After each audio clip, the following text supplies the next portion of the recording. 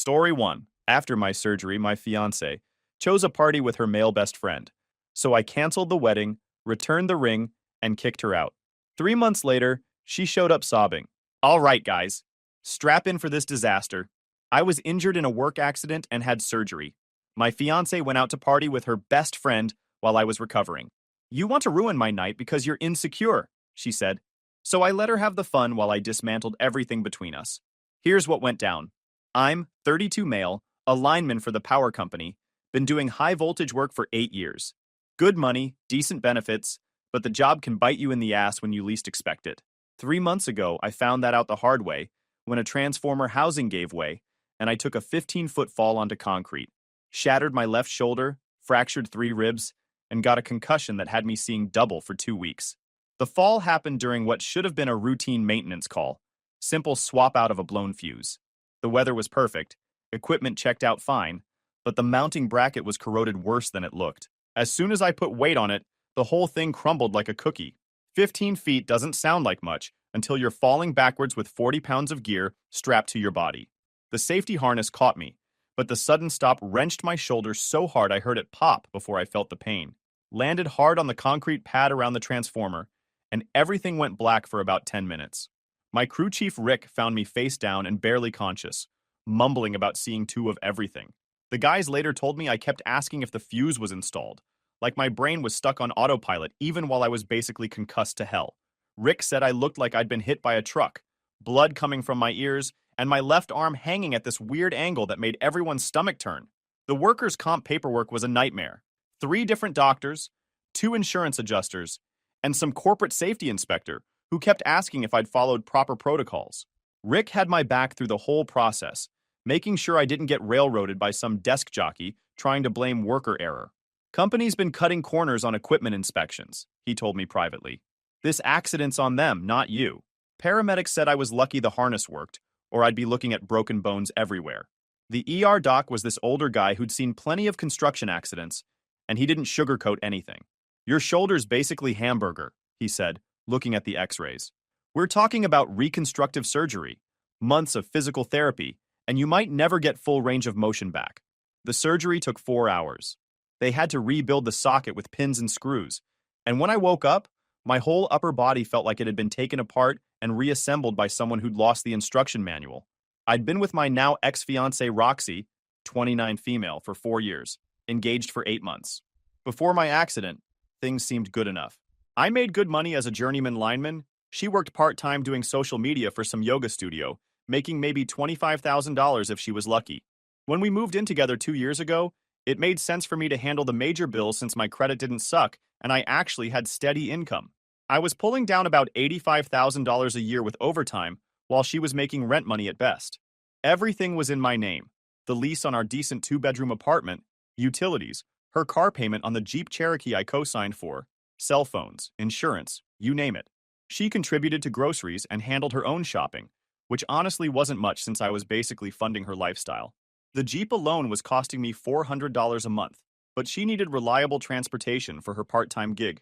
Thought I was being a good provider, setting us up for marriage like my old man taught me. But there was always this one massive red flag that I kept making excuses for. Her male best friend Dorian. This guy was 30, worked some dead-end job at a bike shop, and acted like he was in a relationship with my girlfriend. They'd been best friends since college, and according to Roxy, their bond was sacred and unbreakable. He had full access to the apartment like he lived there. I'd come home from a 12-hour shift working storm damage and find him on my couch, drinking my drinks, playing my PlayStation. When I brought up boundaries, Roxy acted like I was being controlling.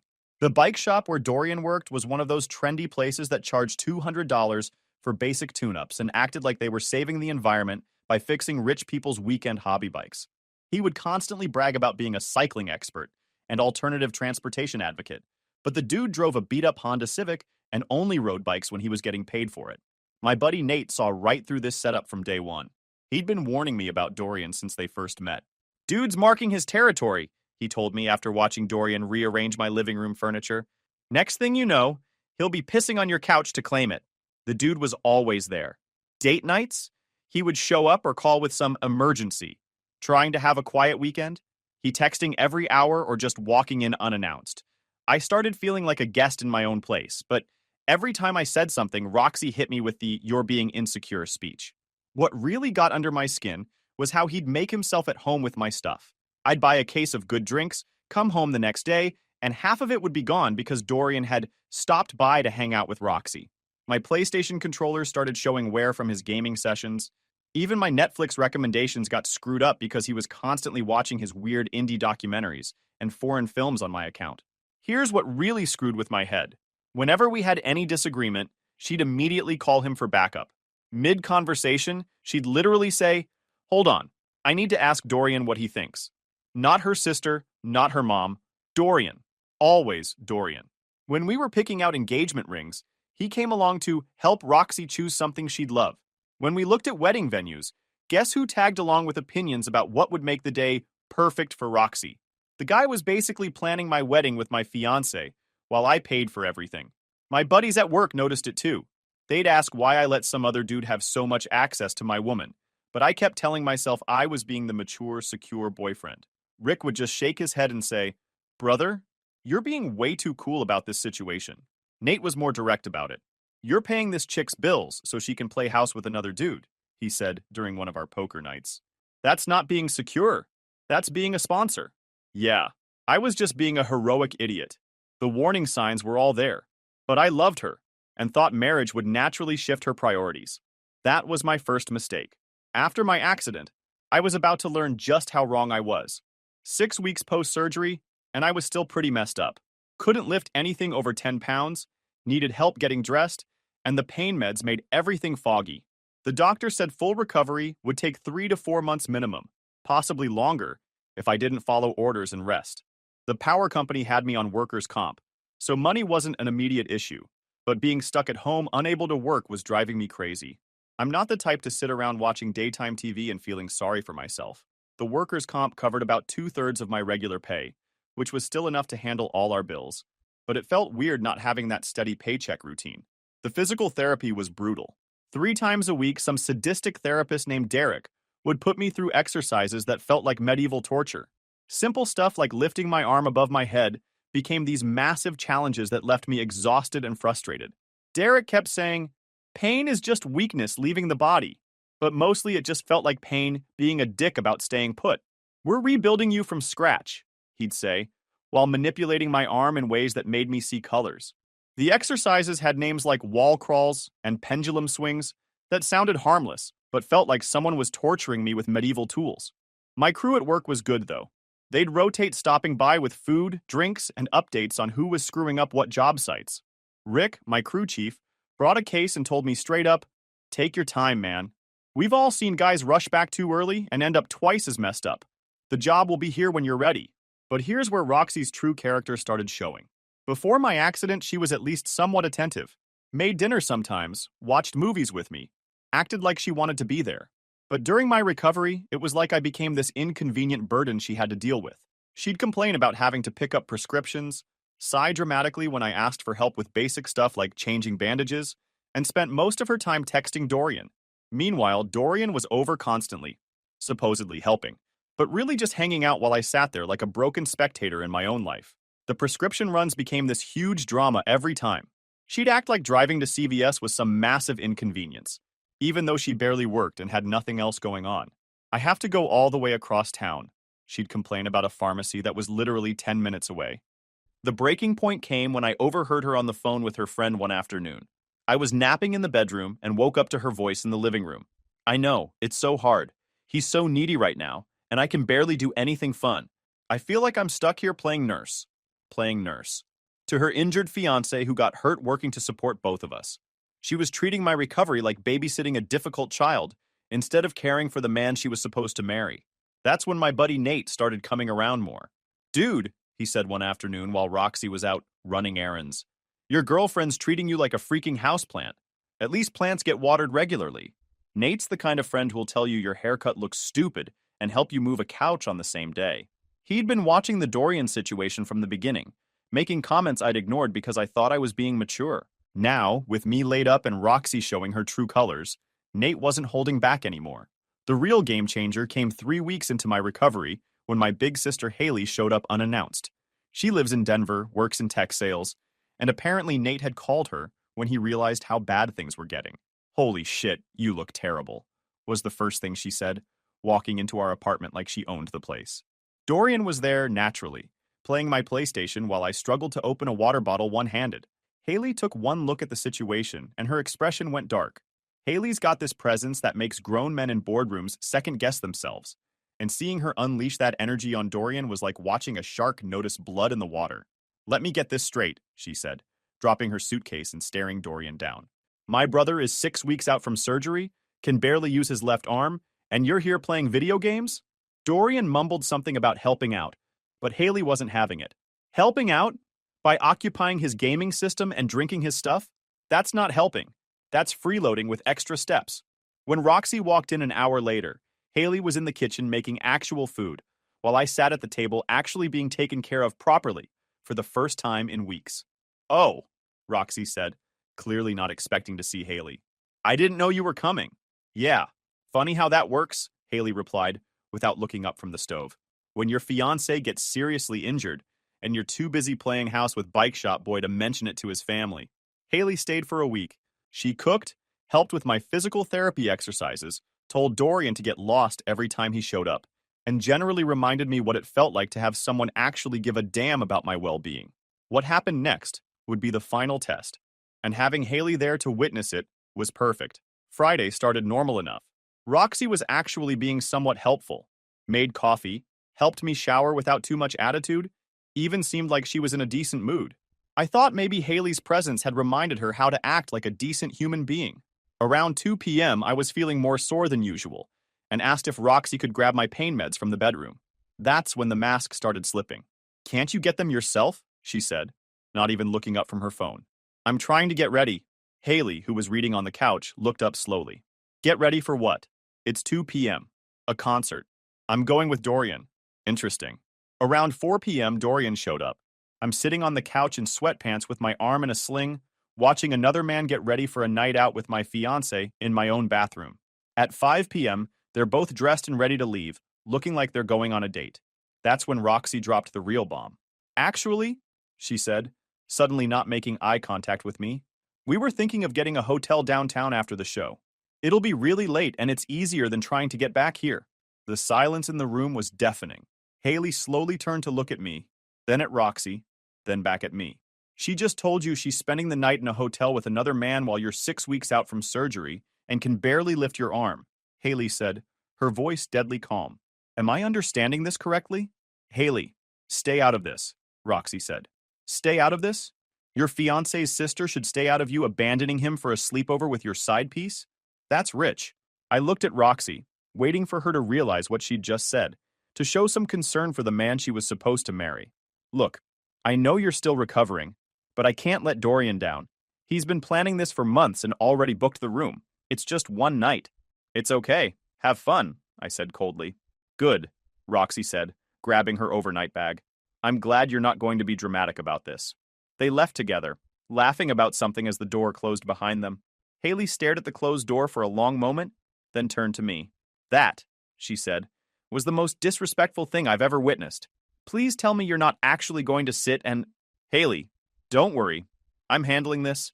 I was staring at the engagement ring she'd left behind because it didn't match her outfit. Then I smiled.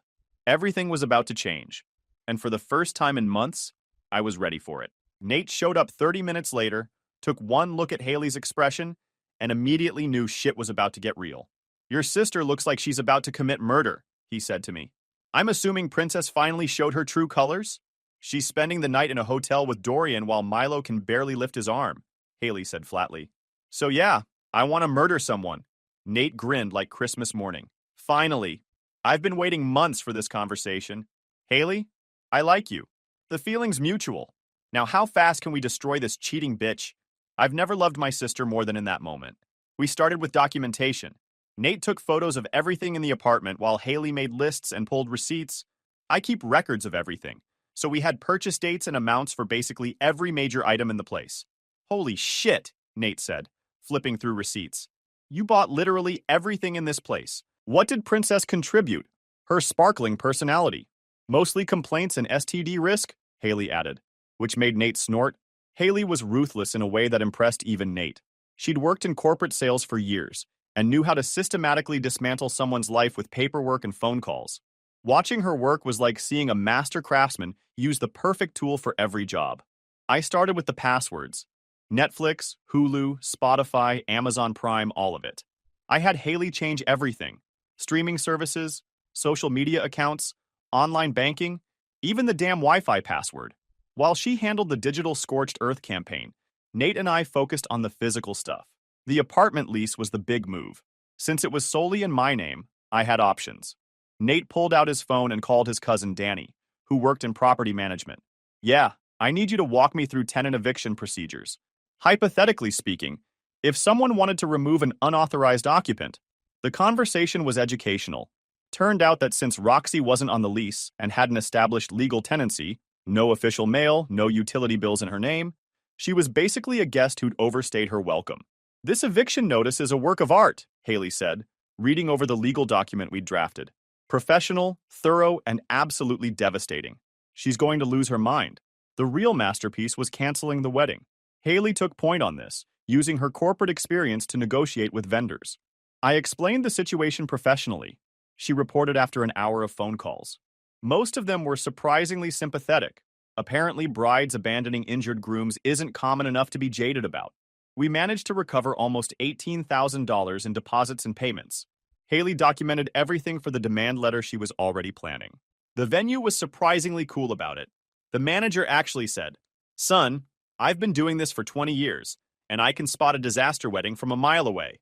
You dodging this bullet is probably the best thing that could happen to you." Nate helped me pack everything that was mine, while Haley coordinated like a general planning a military campaign.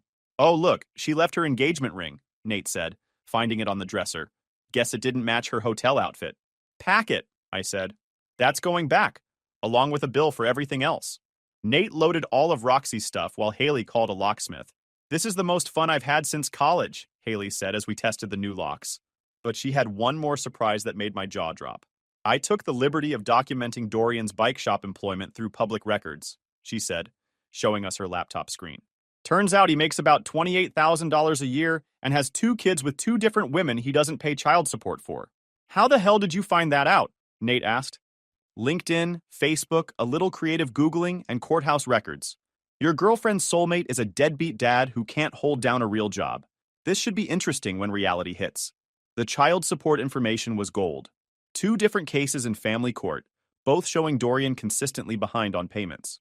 One of the baby mamas had even posted public complaints about him on social media. We headed to my parents' place, where Haley had already arranged for me to stay while things got sorted out. "You know what the best part is?" Haley said as we unloaded my stuff. "She thinks she won. She got her night with Dorian, proved she could do whatever she wanted, and now she gets to learn what life looks like without someone else paying for it." Nate raised his drink. "To Haley, the sister I never had but always wanted." "To Milo, for finally growing a backbone," Haley replied. The real fireworks were about to start, and we had front row seats. Saturday was blissfully quiet. Haley delayed her flight so she could watch the fireworks, and we spent the day at my parents' house eating mom's cooking and preparing for what we all knew was coming. My parents were being surprisingly cool about the whole situation. Dad just said, "About time," and Mom started making up the guest room like I was coming home from college. They'd never loved Roxy anyway, though they'd been polite about it. The explosion started Sunday afternoon, and it was everything we'd hoped for and more. First message, sent around 1 p.m. "Milo, I'm back at the apartment and I can't get in. Did you change the locks? And my phone isn't working. What's going on? Call me." "Oh, this is just the appetizer," Haley said, cracking open a drink at 1:30 p.m. Wait until she realizes the scope of this. An hour later, the tone shifted. "This isn't funny. I had to borrow Dorian's phone to message you. My credit card was declined at lunch, and it was embarrassing. There's some official-looking paper on the counter that I don't understand. You need to call me right now." "Credit card declined," Nate read over my shoulder. "That means she tried to use the card that's attached to your account." Beautiful. The image of Roxy's card getting declined at some restaurant in front of Dorian was satisfying in ways I didn't know were possible. But by evening, full panic had set in. "Milo, please. I get that you're upset about the whole thing. Maybe I should have come home, but this is insane. You can't just lock me out of our apartment and cancel everything. I have nowhere to go and all my stuff is locked inside. Dorian said this is illegal, and you can't just kick me out. We need to talk. Please. Haley was taking notes in a notebook like she was grading a performance. Dorian said it's illegal? That's rich coming from a guy who's behind on child support. What's his legal expertise watching Judge Judy? Nate was getting regular updates from his network of friends who knew people who knew people. Apparently, Roxy and Dorian's triumphant return to our apartment had been a complete disaster. They'd shown up Sunday afternoon expecting to continue their romantic weekend, only to find themselves locked out of an empty apartment with an eviction notice taped to the door. Roxy's phone was dead, her credit card didn't work, and she suddenly realized the extent of her financial dependence on me. According to my sources, Nate reported, they had a massive fight right there in the hallway. She blamed Dorian for encouraging her to stay at the hotel. He blamed her for ruining a good thing by making you suspicious. And then? Haley asked, fully invested in the drama. Then Dorian left her there. Just packed up his stuff and drove home, telling her she needed to figure her shit out because he wasn't getting involved in her housing problems. Haley's laugh was evil. That's poetry.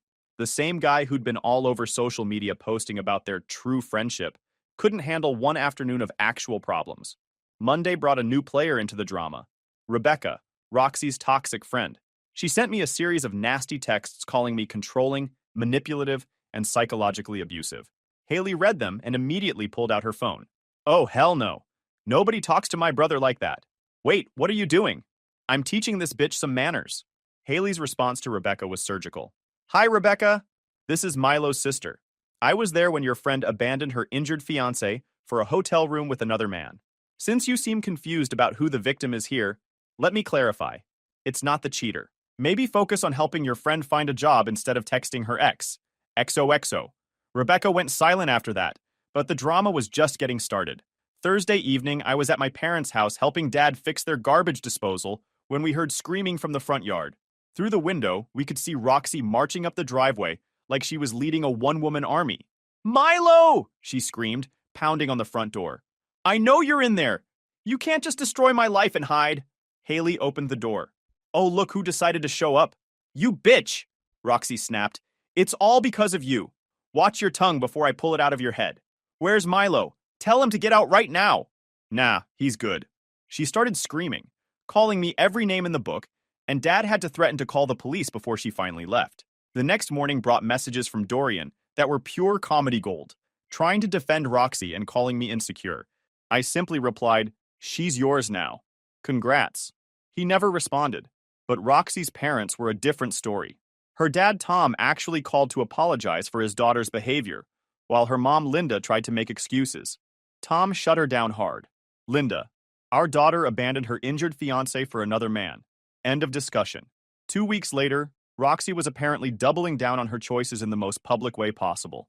She and Dorian were posting constantly on social media about their true love, trying to rebrand her cheating as some great romance.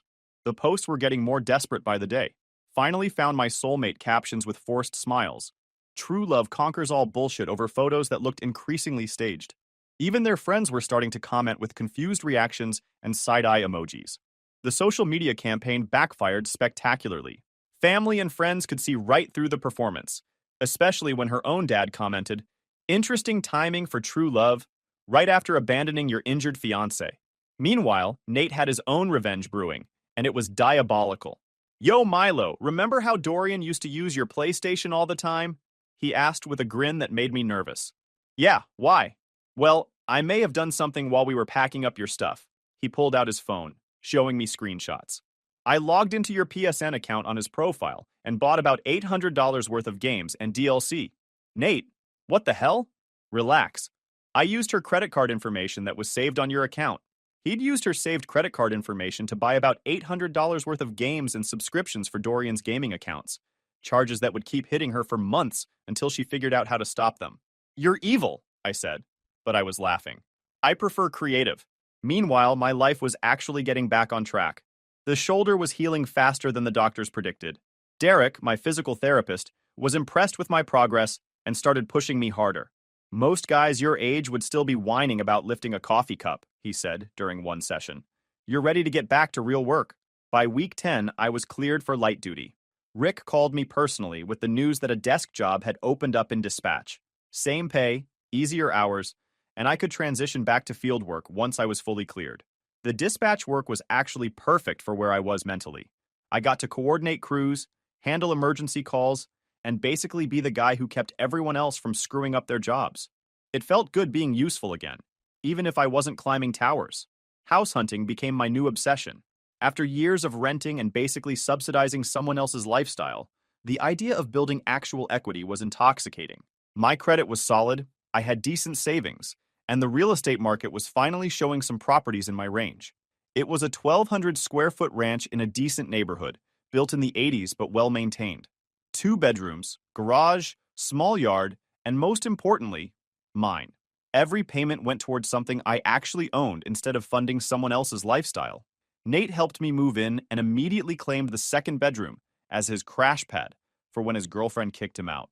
"This place has good energy," he said, testing out my new recliner. "No toxic vibes, no bike shop losers, just a man in his domain." The house came with a workshop in the garage. I started rebuilding small engines in my spare time. Lawnmowers, generators, anything mechanical that needed fixing. It was therapeutic as hell. Plus, I was making decent side money flipping refurbished equipment on Craigslist.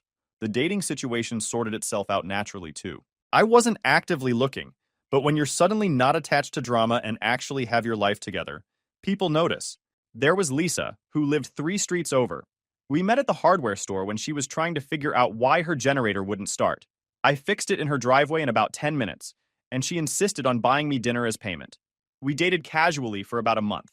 Nothing serious, just someone cool to hang out with, who had her own place, own job, and zero interest in creating drama. When it naturally ran its course, we stayed friends. Work was going so well that Rick started hinting about a promotion to crew supervisor once I was cleared for full duty. My parents were thrilled with how everything was turning out. Mom kept bringing casseroles over to help me settle in, but really she just wanted to see me happy again. Dad would stop by to check on my workshop projects and generally act proud that his son had figured out how to adult properly.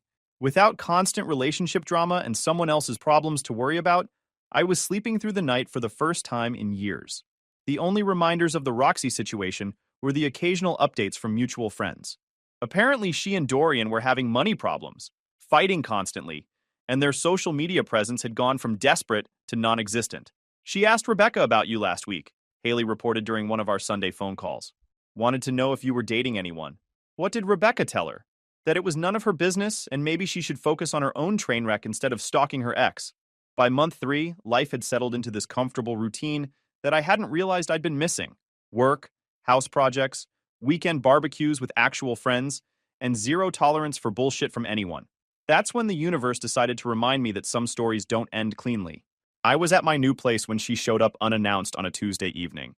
Nate was there helping me install a new garage door opener, and we both heard the tentative knock that sounded nothing like the confident woman I used to know. She looked rough, really rough. Hair unwashed, clothes that had seen better days, and this defeated posture that would have made me feel sorry for her if I didn't know better. "Milo," she said when I opened the door, "I need to talk to you, please." Nate took one look at the situation and said, "I'll be in the garage pretending I can't hear this train wreck," which made me smile despite everything. What she told me next was both shocking and completely predictable at the same time. "I'm pregnant," she said, not even trying to ease into it. I just stared at her. "Congratulations. Why are you telling me?" That's when she broke down crying. The ugly, desperate kind that comes from someone whose entire world has collapsed. "It's Dorian's," she sobbed. "But he doesn't want, he said it's not his problem." Shocking. Nate appeared in the doorway with perfect timing. Did she just say what I think she said? Yeah. The irony was perfect. Dorian, the same guy who'd been posting about their true love and meant-to-be relationship, had immediately bailed the moment real responsibility entered the picture. "Oh, this is rich," Nate said, not even trying to hide his amusement. Then came the part that made my skin crawl. "I know you're angry, but this baby needs a father. You're a good man, Milo. You could be the dad this child needs. We could make this work. I've learned my lesson, I swear." The audacity was breathtaking. She was asking me to raise another man's child, specifically the child of the man she'd chosen over me while I was recovering from surgery. "Let me get this straight," I said, and Nate moved closer because he could sense something good was coming. "You cheated on me with Dorian, got pregnant with his baby, and now that he's bailed on you, you want me to step up and play daddy to his kid?" "It wouldn't be like that," she said quickly. "We'd be a family. The baby would be ours." Nate made a sound like he was choking on his own spit. Lady, you've got some serious freaking balls. I'll give you that. She'd abandoned me at my lowest point for Dorian, spent months posting about their perfect relationship, and now that he'd proven to be exactly the deadbeat everyone knew he was, she wanted me to clean up the mess. How far along, though? I asked, more out of morbid curiosity than anything else. 4 months, she whispered. That meant she got pregnant right around the time she was posting those soulmate photos with Dorian. While I was dealing with the aftermath of their betrayal, they were busy creating this new problem. Nope, I said simply. Please, Milo. I have nothing. Rebecca kicked me out because I can't pay rent. I'm sleeping in my car. I have nowhere to go and no way to take care of a baby. You made your bed, literally, in that hotel room. Now you get to lie in it, I coldly said. But the baby is not my responsibility, I finished. Call Dorian. Nate stepped forward. I think it's time for you to leave. She looked at both of us, seemed to realize that no amount of begging was going to work, and finally showed some dignity by walking away without another word. After she left, Nate and I sat on my porch with a couple of drinks. Dude, that's not even karma. That's just natural selection working exactly as intended. I called Haley that night to tell her what happened. Her response was immediate and perfect. Wait. The same Dorian who was her soulmate and true love just abandoned her when she got pregnant? Yep. Haley was quiet for a moment, then started laughing. Milo, this is the most beautiful ending I've ever heard. She literally got everything she chose and nothing she wanted. The poetic justice was incredible. Roxy had gambled everything on Dorian being a better choice than me, and reality had called her bluff in the most definitive way possible. She'd traded a stable relationship with a man who loved her for an affair with a deadbeat who couldn't handle responsibility. Last I heard through mutual friends that she'd moved back in with her parents and was working 2 jobs to support herself and the baby. Dorian had moved to another city and wanted nothing to do with either of them. The true love posts had completely disappeared from social media. As for me, I'm doing better than ever. The house is perfect, work is going great, and I'm dating someone new. Haley visits regularly, Nate is still my wingman, and life is exactly what I always wanted it to be, just without the dead weight I'd been carrying for 4 years. Sometimes the trash does take itself out. Edit. Some of you asked about Nate's PlayStation revenge. The charges totaled about $800 over 3 months before she figured out how to stop them. Dorian lost his mind when he realized all his games disappeared when I changed my account passwords. They had a massive fight about it, which probably contributed to him bouncing when she got pregnant. Nate still considers it his masterpiece. Story 2. Her male best friend disrespected me at my own house. She's better off without you. When I shut him down in front of everyone, she snapped, "Apologize or we're over." I smiled. Over it is, sweetheart. They both had no idea what was coming. All right, Reddit. This is the story of how my ex-fiancé learned the hardest lesson of her privileged life. Never threaten someone who holds all the cards unless you're ready to lose everything. No, we worked it out nonsense here. This is pure, calculated justice served ice cold by someone who gets paid to destroy liars for a living. I'm Grant, 32 male, forensic accountant in Austin. Think financial detective meets courtroom assassin. When companies cook their books or spouses hide assets, I'm the guy who finds every dirty secret and presents it so clearly that even the biggest scumbags can't weasel out. My specialty is asset tracing and financial reconstruction. I've exposed everything from Ponzi schemes to divorce fraud, helping clients recover millions in stolen wealth. The work requires patience, analysis, and absolute attention to detail. You document everything, assume nothing, and let evidence tell the story. 4 years ago, I bought a 1960s ranch in East Austin for $180,000. Classic fixer-upper that most people would run from. But I saw dollar signs. East Austin was blowing up, property values climbing fast, and this house had killer bones under decades of neglect. I dumped $47,000 and 3 years of sweat equity into that place. Rewired everything, modernized plumbing, gutted the kitchen, restored original hardwood, upgraded HVAC, rebuilt the master bath, spent countless weekends learning to tile, countless evenings after 12-hour workdays sanding trim by hand. The garage became my workshop. Table saw, compound miter, complete electrical setup for serious renovation work. By the time I was done, I had a $300,000 house that felt like a fortress I'd built with my own hands. That's when Valerie walked into my life. Met her at a UT Business School networking event about a year after finishing the house renovations. 28, first-year MBA, sharp as hell, and hungry for success. She'd done 3 years in marketing after undergrad, realized she needed more firepower for the career she wanted, and was betting on herself with grad school. I respected that hustle. The chemistry was instant. She got my analytical mind, I was drawn to her ambition.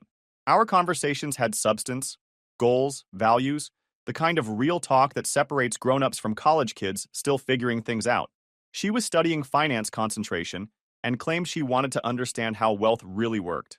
When she mentioned that student loans were stressing her out and she was considering part-time work that would tank her grades, I made what seemed like an obvious call.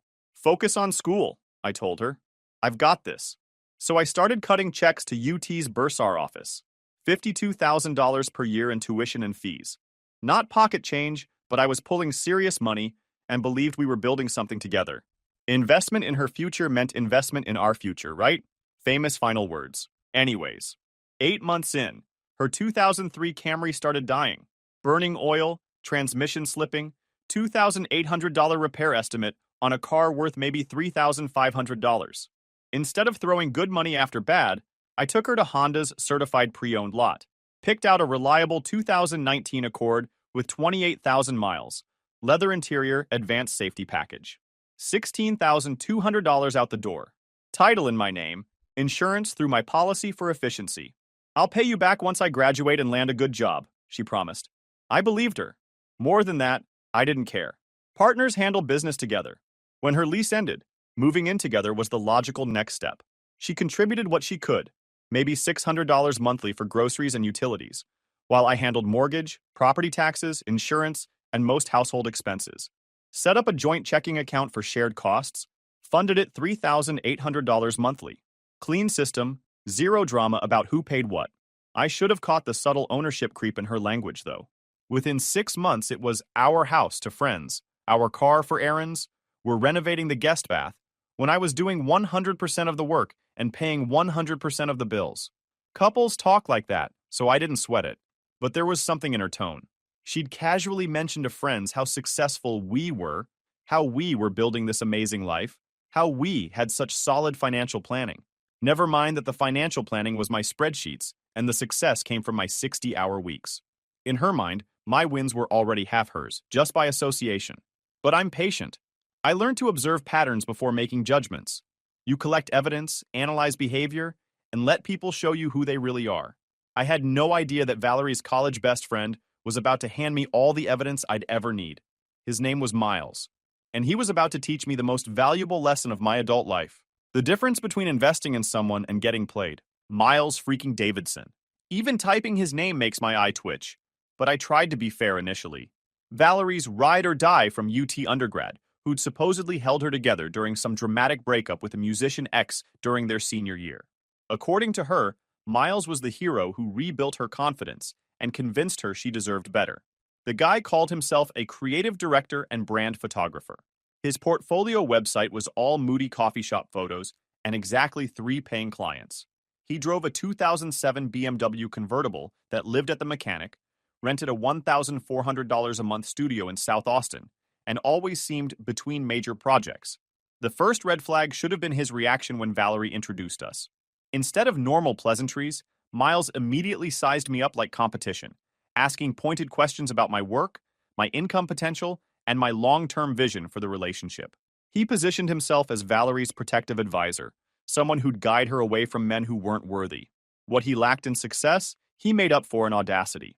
Specifically, his expert opinions on how Valerie was settling with me. It started subtle. I'd grab dinner. Miles would mention how her ex used to cook gourmet meals from scratch. I'd plan a San Antonio weekend. Miles would casually reference their spontaneous college road trip to Marfa. I'd buy her jewelry. Miles would joke about how corporate guys show love versus creative types. Every comment positioned me as the safe, boring provider while establishing him as the keeper of Valerie's authentic self. He'd known her longer, understood her deeper, appreciated her real personality in ways that someone focused on practical stuff like financial stability never could. The worst part? Valerie ate it up completely. She'd gotten comfortable with the lifestyle I provided, but Miles kept whispering that comfort was costing her soul. He'd plant poison seeds. You seem different lately? Or, I miss the old Valerie? Or, are you sure this is what you want long term? Her maid of honor Tara was the other parasite, apparently convinced her job was validating whatever Valerie felt. Valerie complained about my work schedule? Tara immediately agreed I was neglectful. Miles made snide comments about my corporate mindset. Tara nodded like he'd revealed profound wisdom, and so on. They turned standard couple stuff into symptoms of deep incompatibility that only they could diagnose. But what really started making me mad was Miles's relationship with my money. His BMW was constantly broken, and I mean constantly. Power steering, cooling system, transmission, electrical. Every 6 weeks, something else died on that German money pit. Every time Miles would call Valerie panicking about repair costs and how he might lose clients without transportation. Valerie would immediately transfer cash from our joint account, the account only I funded. 400 here, 600 there. Just until he's back on his feet, she'd say. He'll pay us back when this big project comes through. The big project never came through, by the way. Miles never paid back anything, but the emergencies kept coming. His rent was apparently optional. At least 5 times in 10 months, Valerie covered his shortfall because he was between invoices or waiting for client payments. With my money. I was essentially bankrolling this parasite's lifestyle while he spent his days undermining my relationship. What made it worse was Miles's attitude during these loans. No gratitude, no acknowledgement that he was being bailed out by someone else's work. Just entitled expectation that Valerie would handle his problems, followed by continued criticism of my materialistic approach to life. Every time I brought up his behavior, the constant financial crises, the disrespectful comments, his obvious resentment of our success, Valerie shut me down immediately. He's family to me, Grant. He was there when X destroyed my confidence. That's not something you forget. That's just Miles being protective. He's struggling. Successful people lift others up. But I was noticing something else. Like my concerns were petty nonsense from someone who didn't understand loyalty the way she did. The conversation would end, nothing would change, and Miles would keep draining our account while poisoning Valerie's head about our relationship. Here's the thing. Miles was building a case against himself, transaction by transaction, comment by comment. He just didn't know he was about to face trial. And that trial was coming faster than either of us expected. The opportunity came after I closed the biggest case of my career. Hartwell Industries had been cooking their books for 3 years, hiding nearly $4 million in losses through accounting tricks that would make Enron proud. My analysis exposed the entire scheme and helped our client recover $2.8 million in settlement. 6 months of 18-hour days, living on Red Bull and takeout, basically becoming a ghost while I built an unbreakable case. The breakthrough came when I discovered Hartwell's CFO had created phantom vendors to siphon cash while inflating revenue through false invoicing. Took me 4 months to trace every transaction, cross-reference banking records, and build a timeline that proves systematic fraud. Their legal team tried discrediting my work during depositions, but spreadsheets don't lie when you know how to read them. But we crushed them, and my success fee was substantial enough that I could finally enjoy the fruits of grinding like a maniac. So I decided to throw a celebration worthy of the milestone. Not just dinner out, the kind of evening that marks real achievement. I wanted to share it with people who mattered. Billy, my best friend since college who helped renovate the house. Liam and David from my firm who covered my back during the case. Bella and Tom, our couple friends who understood why I disappeared for half a year. Invite whoever you want, I told Valerie. This is as much about us as the case. Her eyes lit up when I mentioned the $2,500 budget. She immediately went full luxury mode. Premium steaks from Salt and Thyme, professional flower arrangements, top-shelf beverages for the refreshment station. Grant, this is our moment to really show people who we are, she said, and that phrase, our moment, hit wrong. This was my professional win, but in her mind, it was already about her social status. The grocery list alone cost $800. She wanted specific wines to pair with each course, artisanal bread from that expensive bakery downtown, imported cheese selection for appetizers. I watched her plan this celebration like a society hostess, not someone honoring their partner's career milestone. I went along with it anyway. Spent the week prepping. Billy helped set up sound and lighting. I planned a killer menu. Dry-aged ribeyes, farmer's market vegetables, homemade pasta starter, dessert spread that could feed an army. Every detail perfect. Fresh flowers throughout, good music, the kind of atmosphere that makes people want to stay and actually connect. The evening started exactly right. Great friends, incredible food, everyone relaxed and having genuine fun. For the first time in months, I was actually unwinding and enjoying what I'd earned. Liam was telling war stories about opposing counsel's faces when they saw our evidence. Bella was admiring house renovations she hadn't seen. It was the kind of night that reminds you why you grind so hard. Then, 40 minutes after everyone else arrived, Miles showed up. He didn't knock, just used Valerie's key like he owned the place. No apology for being late, no acknowledgement this was my celebration. He surveyed everything with that calculating look of someone pricing out your success, then headed straight for the refreshment station where I'd opened premium beverages specifically for the occasion. Nice setup, Grant, he said, pouring himself a generous portion of expensive drinks. Really shows what you can accomplish when you prioritize the right things. The way he said right things, like earning money was morally questionable, made my jaw clench. But I kept my composure. Professional habit. Miles immediately started his usual performance about the difference between people who create value and people who extract it, positioning himself as the tortured artist surrounded by sellouts, the authentic creative in a room full of people who traded souls for paychecks.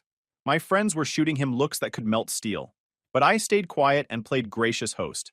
Because here's what he didn't understand about me. He was about to give me everything I needed to end this permanently. As the evening progressed, Miles got louder and more obnoxious. He'd appointed himself the night's social commentator, holding court about everything from commodification of creativity to spiritual emptiness of pursuing financial success. Some people are driven by passion, he said, gesturing with my expensive beverages while staring directly at me. The need to create something meaningful. Others are more practical. He pronounced practical like a character flaw. Like choosing financial stability over artistic struggle was evidence of moral bankruptcy. Billy was openly glaring. Liam had stopped pretending to listen. David looked like he was calculating how quickly he could remove Miles from the premises. But I stayed calm and let Miles keep digging. The best way to handle someone like this is giving them enough rope to hang themselves. Then Miles turned to Valerie with that fake concerned expression that had become his signature move. I just want to make sure you're happy, Valerie. I mean, Grant's obviously a great provider. Theatrical pause, making sure everyone was listening. He's stable, reliable, and takes good care of you. Each word carefully chosen to damn with faint praise. This was about to get very interesting. Valerie's reaction? Instead of shutting him down or defending our relationship, she was nodding thoughtfully, like Miles was dropping profound wisdom about her life choices. She had this look I'd never seen before, not embarrassed by his disrespect, but genuinely considering his words like they held merit. Bella was staring at Valerie with open disgust. Tom looked confused, like he couldn't believe what he was witnessing. My colleagues from the firm, guys who'd seen me demolish hostile witnesses in depositions, were watching with professional curiosity, recognizing the setup for something spectacular. Miles must have read her silence as encouragement, because he decided to go for the throat. He looked me dead in the eye, smiled that smug little smile I'd grown to hate, and delivered what he thought was his knockout punch. But let's be honest, we both know she could do way better than you. Dead silence. The only sound was the HVAC humming in the background. My friends looked like they'd witnessed murder. Valerie stared at her plate, not angry at Miles for disrespecting her fiancé, but embarrassed he'd caused a scene. Worse, I caught the tiniest nod of agreement before she looked down. Tara was actually smiling like Miles had delivered profound truth that needed saying. That's when everything crystallized with clarity. This parasitic piece of work had just disrespected me in my own home, at my own celebration, while drinking my premium beverages and living off my financial support. And my fiancé, the woman I'd invested 3 years and over $150,000 in, wasn't embarrassed by what he'd said. She was embarrassed he'd said it out loud. Well, the friendly host mask came off. Time for the forensic accountant to present his case. I set down my utensils, folded my hands, and looked directly at Miles. When I spoke, my voice was quiet, controlled, completely professional, the tone I used when eviscerating hostile witnesses. That's a fascinating assessment, Miles. I'm very interested in your methodology. What exactly does doing better look like? Please be specific. He wasn't ready for this. He'd expected anger, emotional reaction, losing my temper. Instead, I was cross-examining him like the fraud he was. Well, you know, someone more on her intellectual level. Someone creative who actually understands her. I see.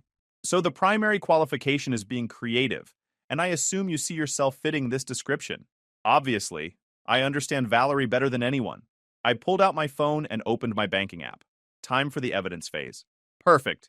So you're establishing yourself as the gold standard for what Valerie deserves. Excellent. Let's examine your qualifications using actual data instead of feelings.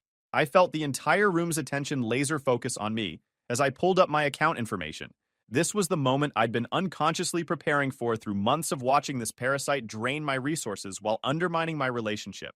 Valerie's MBA tuition at UT-$52,000 per year for 2 years, paid directly to the bursar by me. That's $104,000 invested in her future career prospects. Her 2019 Honda Accord, $16,200 purchase price, reliable transportation with warranty coverage, titled in my name, insurance through my policy at $180 monthly. His face was changing color, but I wasn't finished building my case. Monthly household expenses averaged $4,200 over the past 18 months. Mortgage, property taxes, utilities, groceries, maintenance, funded entirely by me. Joint account for discretionary spending, $3,800 monthly contribution. Again, entirely from my income. I paused, letting the numbers sink in while switching apps. Liam was nodding appreciatively. He recognized surgical precision when he saw it. Now, as the self-appointed expert on what Valerie deserves, I'm curious about your investment portfolio. What have you contributed to her future lately, besides consistently talking down mine? That's not, he started, but I held up a hand. I'm not finished presenting evidence. Let's examine your financial relationship with my fiancé, shall we? I pulled out a small notebook. Yes, I'd been keeping records, and flipped to the relevant pages. Billy was grinning because he knew exactly what was coming. The forensic accountant was about to go full forensic. Your BMW repairs, documented through Venmo and our joint account, March 15th, $420 power steering. April 3rd, $380 cooling system. May 22nd, $615 transmission service. July 8th, $290 electrical diagnostics. August 19th, $540 suspension work. That's $2,245 in car repairs over 8 months, all funded through accounts I maintain. One of my friends actually snorted before covering it with a cough. Miles looked like he'd been slapped, but I wasn't done yet. Then we have your rent emergencies. June shortfall, $400. August shortfall, $600. October shortfall, $450. November shortfall, $380. December shortfall, $525. Additional $2,355 in temporary loans that have never been repaid. I closed the notebook and stared directly at him. The room was so quiet you could hear Bella's glass touching the table. So let me make sure I understand your position, Miles. You believe a man who's invested over $150,000 in Valerie's education, career prospects, and quality of life is somehow inferior to a man who's extracted $4,600 from her accounts while contributing nothing tangible to her future success. Have I summarized your argument accurately? He looked like a witness who'd just been eviscerated on cross-examination, which is exactly what had happened. David was trying not to laugh. Tom was shaking his head. Even Tara looked uncomfortable for the first time all evening. But the real revelation came when I looked at Valerie, genuinely curious how she'd react to having the financial reality of our relationship laid out like that. Her face cycled through emotions. She shot up from her chair so violently it scraped against the hardwood I'd refinished with my own hands. Her whole body shaking with rage, not at Miles for disrespecting me in my own home, at me for defending myself with facts. I cannot believe you just did that, Valerie hissed, voice low and venomous. Are you serious? You completely humiliated him in front of everyone. I remained seated, calm. No, Valerie. He humiliated himself. I simply presented documented evidence in response to his assessment of our relationship. This isn't a courtroom, Grant. Her voice rising, getting shrill. This is supposed to be our home. The way she said our home, like she had equal claim to something she'd never contributed a dollar toward, summed up everything wrong with our relationship dynamic. Our home that he just disrespected me in, while drinking premium beverages I paid for, and benefiting from financial support I provide. She wasn't hearing it. She was locked into defending Miles, exactly as always. Except this time, the mask of polite disagreement was completely off. Miles is the only person who actually sees me for who I am. You just see me as some investment spreadsheet. You think throwing money at everything makes you a hero? The irony was completely lost on her. Furious at me for throwing money at her success while defending the guy who'd been literally taking that money for himself. My friends were watching this meltdown with fascination and horror. Bella looked disgusted. Billy was recording everything on his phone. Smart man. Liam was taking mental notes like he was witnessing evidence for a future case. That's enough, she was screaming now, completely unhinged. I'm tired of your rational discussions and logical analysis and way of handling everything. She turned to face the room. My friends, my celebration, my achievement, like addressing a jury that would surely side with her against my unreasonable behavior. This is exactly what I'm talking about. Everything has to be a transaction with you. Everything analyzed and categorized and filed away like one of your cases. I could see my friends exchanging glances. They were witnessing something I'd never seen. The real Valerie, who emerged when challenged about her choices and forced to confront reality. Miles was standing behind her like a wounded puppy, looking uncomfortable but not retreating. He'd lit this fire and was content to let her burn everything down defending his position. You want everything documented and justified and proven. You can't just accept that some things are about feelings and loyalty and what, Valerie? Taking money from my accounts to support someone who actively disrespects our relationship? That's when she pulled out the nuclear option.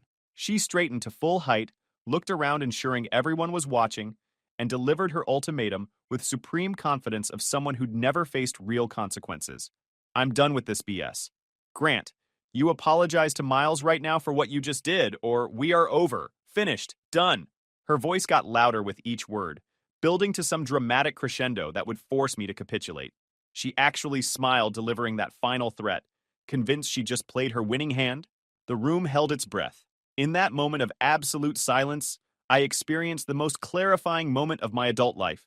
She was standing there, at my celebration, in my house, demanding I apologize to the man who just insulted me while living off my financial support.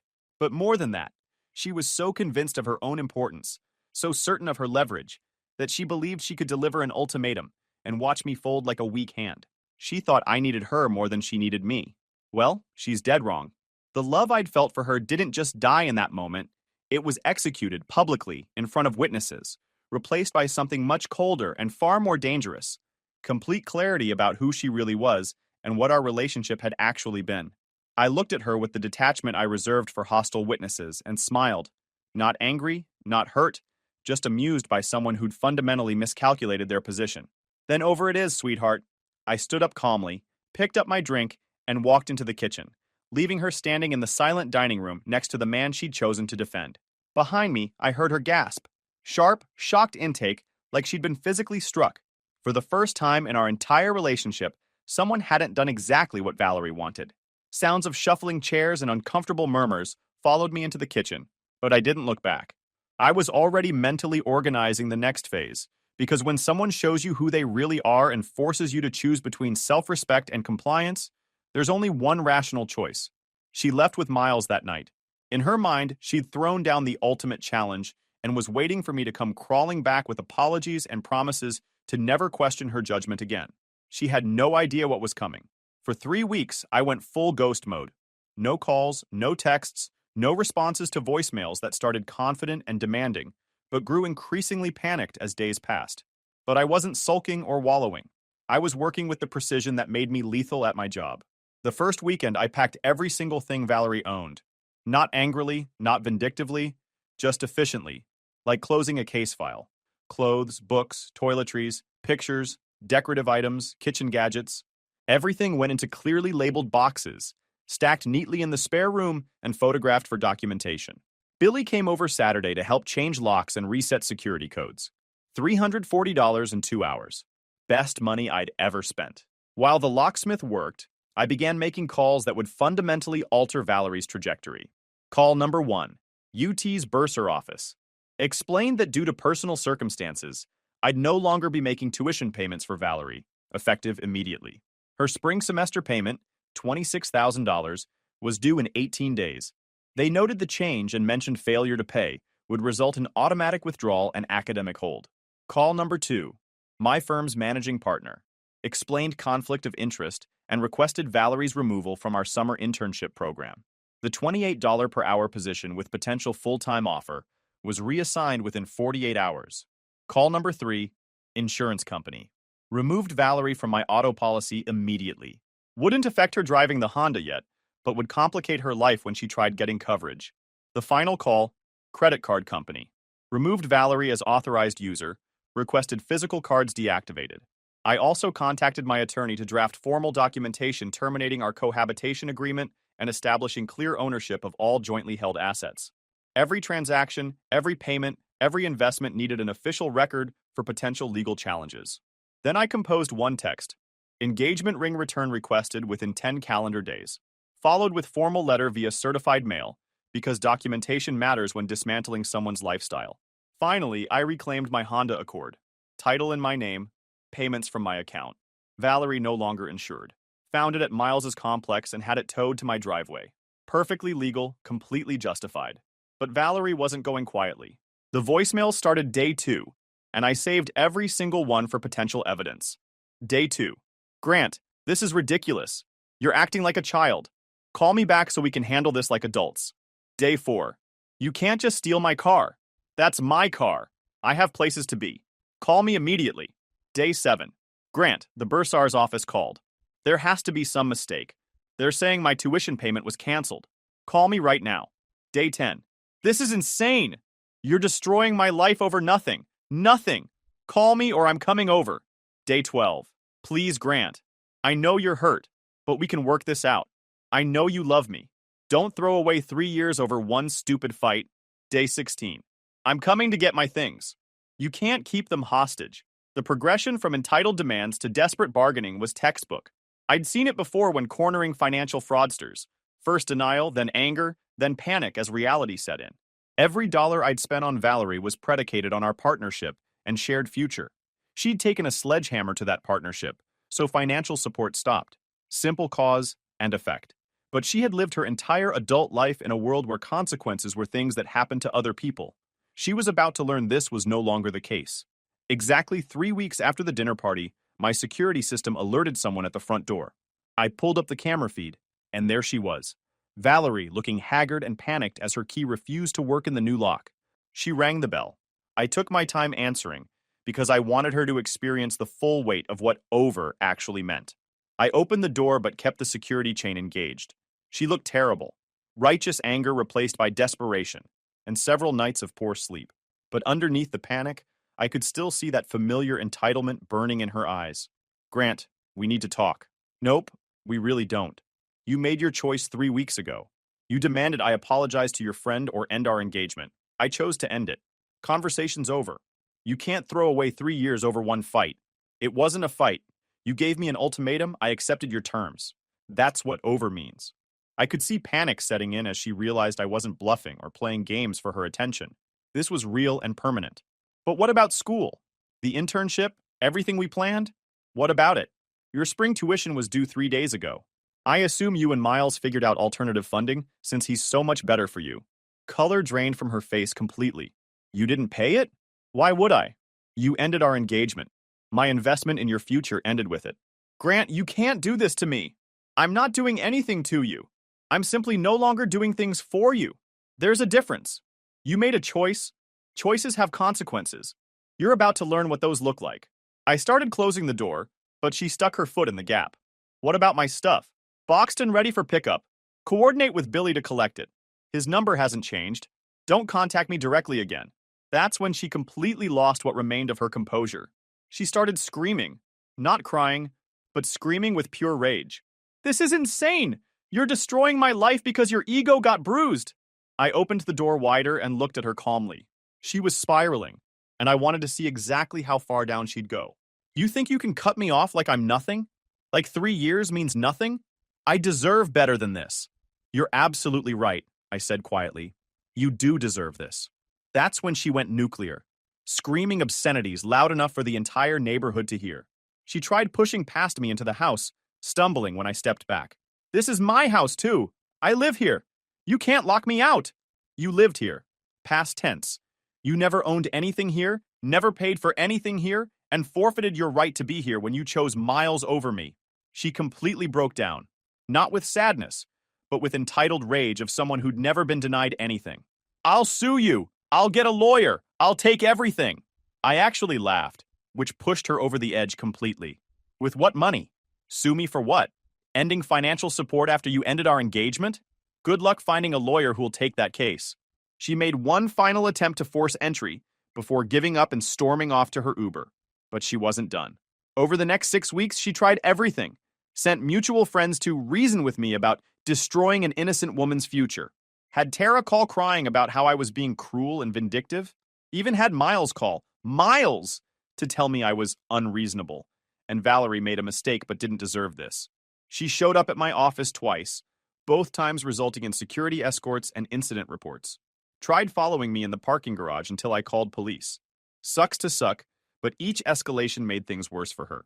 The restraining order was granted easily after I presented comprehensive documentation of her harassment pattern. But the real destruction was just beginning, and it was all her own doing. Valerie had to withdraw from UT 4 months before graduating with her MBA. Turns out Miles's headshot business couldn't generate $26,000 overnight. Shocking. Student loan debt remained. $73,000 accumulated over 2 years, plus interest. Now she had no degree, no career prospects requiring an MBA, and a 3-year gap in professional work history. The internship I'd arranged, typically leading to $95,000 full-time offers, went to another candidate who's now making bank and building a solid career foundation. Valerie was not. She had to move in with Miles because she couldn't afford anything alone. But getting everything you think you want sometimes comes with unexpected costs. Miles had spent years painting himself as the romantic, creative alternative to boring, practical me. Now he was stuck with a bitter, angry woman who blamed him daily for destroying her future, while expecting him to provide the financial stability he'd spent years criticizing. But I wasn't finished with Miles yet. When you're a forensic accountant who's watched someone drain your accounts for over a year, you notice patterns. Let's say our hero had very interesting patterns that got my attention. All those emergency repairs and rent payments. Miles always insisted on cash. Said he didn't trust banks and preferred keeping things simple. What he actually preferred was keeping transactions off official records. So I did what I do professionally, followed the money trail. Miles had been running his photography business completely under the table for years. No business license, no tax reporting, no legitimate structure, just cash payments that never appeared on tax returns. Over 4 years, that represented substantial unreported income. I documented everything meticulously, every cash transaction I could verify, every business expense claimed while having no legal entity, every rental payment suggesting higher income than reported, then compiled a comprehensive report for the IRS and Texas Comptroller. Oops. I also discovered his lease specified single occupancy only, no overnight guests for more than 14 consecutive days. Having Valerie move in permanently violated his lease agreement and could result in immediate eviction. The beauty of targeting someone like Miles is his entire lifestyle was built on cutting corners and avoiding legitimate responsibility. When actual consequences caught up, everything collapsed. The IRS audit hit Miles first. Turns out when you've been dodging taxes while living beyond reported means, the government takes that personally. Miles suddenly faced back taxes, penalties, and interest totaling over $31,000, more than his legitimate annual income. His landlord initiated eviction proceedings for lease violation. He tried lying his way out, but I'd provided photographic evidence of Valerie's permanent residence. Several photography clients received letters from the state investigating unlicensed business operations. Word spread quickly that hiring Miles might bring legal complications. Within 10 weeks, the guy lost his apartment, most of his client base, and faced crushing tax debt with no way to pay. Supporting an angry ex-MBA student who constantly reminded him he destroyed her future suddenly seemed less appealing. He abandoned Valerie 2 weeks before eviction, just disappeared while she was at her new retail job, leaving household debt and a note about needing space to figure things out. The engagement ring was never voluntarily returned. I filed in small claims court, got judgment, and had her wages garnished until the $4,800 ring was repaid with interest. Took 11 months, but I recovered every penny. 4 months after garnishment satisfaction, a lawyer contacted me about Valerie's lawsuit for financial abuse and emotional distress. The attorney dropped her case after reviewing my documentation and the recording of her breakdown at my door. Turns out voluntary financial support during relationships doesn't create legal obligation, and you can't claim distress from someone enforcing consequences you demanded. Now, last I heard through mutual friends, Valerie works retail management and lives with roommates near the interstate. She still tells anyone who'll listen that I'm a controlling monster who manipulated finances to trap her, and Miles was a coward who abandoned her when she needed him most. Too bad. Miles moved back with his parents in Houston and works at a corporate portrait studio for $18 an hour. Word is he's learned to file taxes properly, avoid giving relationship advice, and think carefully before targeting someone who investigates financial fraud professionally. My friends still reference that dinner party. They call it the night Grant went forensic. Billy had it printed on a shirt. I didn't do this for revenge. though I admit the results were satisfying. I did it for self-respect and basic accountability. That's what over actually means. Story 3. I'm going back to my ex, my wife said, after 15 years of marriage. And I'm taking half of everything, she smirked. I just nodded. The next day, her sister called me panicking. My God, what did you tell her? All right, Reddit. Before I explain how my wife tried to play me and ended up playing herself, you need to know some important things first. You're going to need popcorn for this one. In 2008, I, 44 male, was working at a mid-sized accounting firm in Chicago. Fresh CPA, decent pay, studio apartment that cost too much, and ramen 3 nights a week because I was saving for a house. Standard millennial math. My cubicle neighbor, now my best friend, was Tyler. Laid-back Wisconsin guy who somehow made auditing tolerable. After work, we'd grab coffee, and he'd tell me divorce stories from cases he supported. Not as a lawyer, but as the forensic accountant cleaning up the wreckage. The guy wasn't just any forensic accountant. He specialized in high-net-worth divorces, where one spouse tried to hide assets. You know what I see every week? He said, stirring his third coffee of the afternoon. Guys who built million-dollar businesses but kept everything in joint accounts because that's what married people do. Then the wife decides she's not happy and walks with half of something she never touched. His stories weren't theoretical. Tyler worked cases where software entrepreneurs lost companies they coded alone, where contractors got cleaned out by wives who'd never swung a hammer, where doctors paid alimony on practices they built working 80-hour weeks while their spouse did yoga. Dude, you wouldn't believe what guys miss, he said once at our usual diner. Doctors, engineers, founders, they'll research a car for months and never read their own prenup. Then they're shocked that joint account doesn't mean what they think it means. His take was simple. Most divorces are about money and control. Whoever controls the paperwork controls the outcome. Everything else is noise. I thought he was cynical.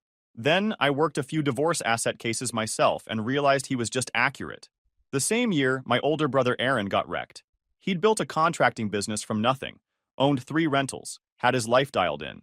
His wife Isabel looked sweet and supportive, right up until she decided to find herself with her Pilates instructor. She walked with half his assets, alimony, and the house. The worst part wasn't the money. Aaron had security cameras on his job sites, and Isabel brought the instructor to the house Aaron was renovating for them. The timestamps showed her screwing the guy in their future bedroom, while Aaron was picking out kitchen cabinets she'd requested. When Aaron's lawyer played the footage in court, Isabel's attorney claimed it showed Aaron was emotionally unavailable. The judge bought it.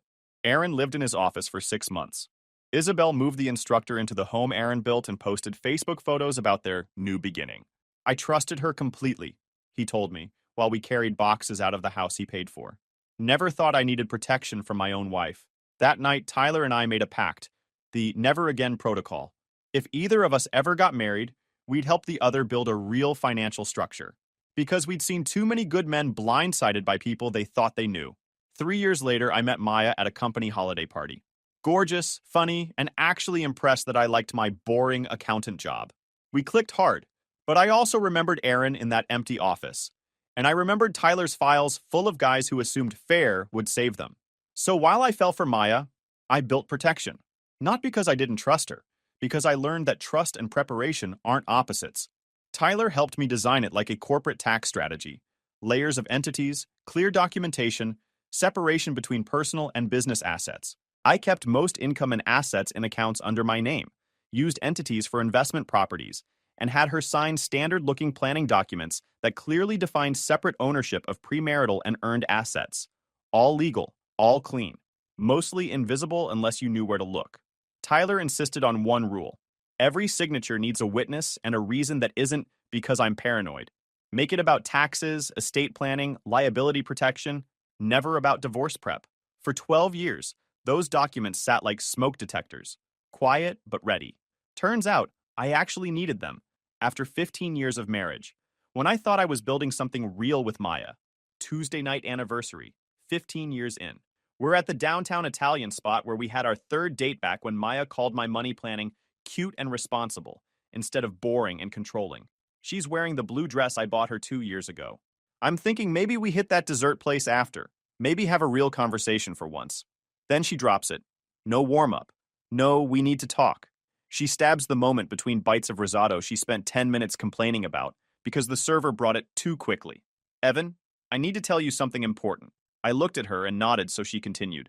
I'm going back to Dean. My stomach dropped. For a moment, I thought I heard it wrong. Excuse me? Dean? My ex. I don't think we should continue.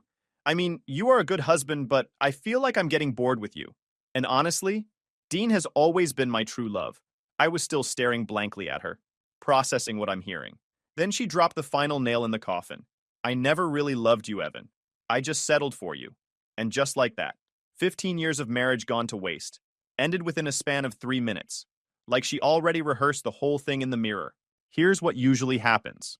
What naturally happens. Husband loses it, begs, creates a public scene she can package for her sister Paige as proof I'm controlling.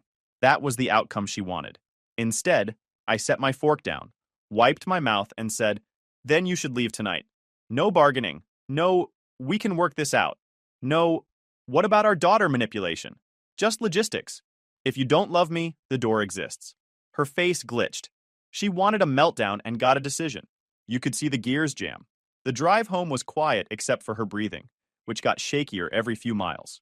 She kept glancing over, waiting for the begging scene she'd planned. It never came. I kept Tyler's line in my head. The calm one controls the situation. At the house, she started the performance. Stomping around, throwing clothes into suitcases like she was auditioning. Calls on speaker so I could hear Dean's gravel voice. Forced laughs. A whole act designed to bait me. When she dragged the last suitcase to the door, she went for the closer. "I guess I'll finally get half of everything," said with the smirk of someone who thinks she's solved a puzzle I'm too dumb to see. I leaned against the kitchen door frame and stayed quiet. Sometimes silence does more damage than any line you could deliver. What Maya never bothered to ask in 15 years, I've been building in the background. 7 years ago, she got distant and weird with her phone. More time with girlfriends, less with me.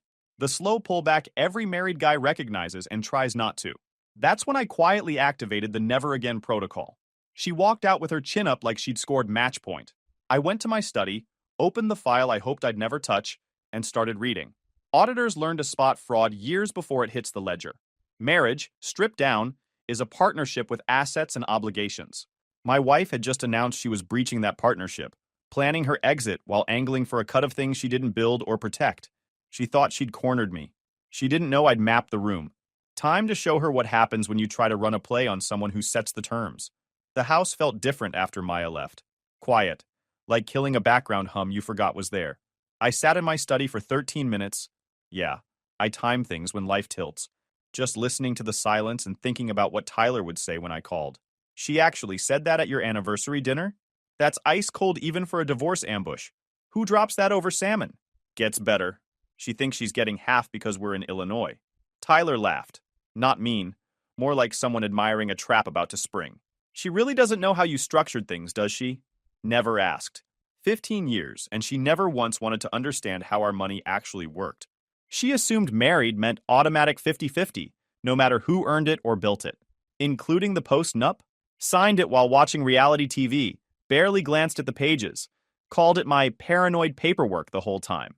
That post-nup was the foundation of the Never Again protocol.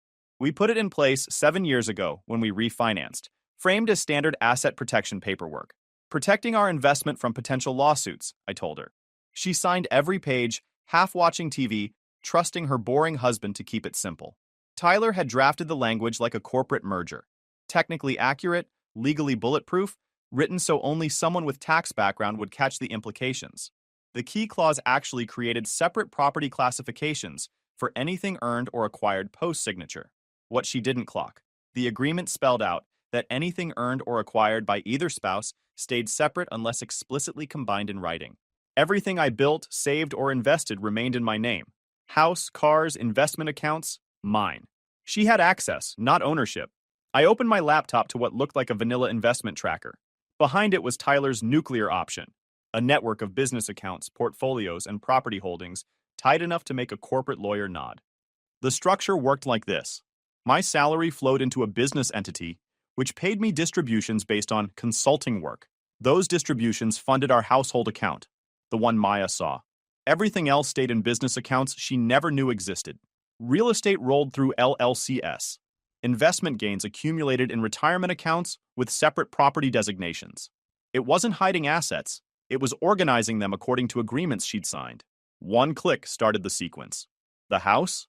In my name only since the refinance, with her signature acknowledging separate ownership. Bank accounts? Mostly individual, with her as an authorized user, not an owner. Her car, the BMW she campaigned for to look successful, leased through my business entity.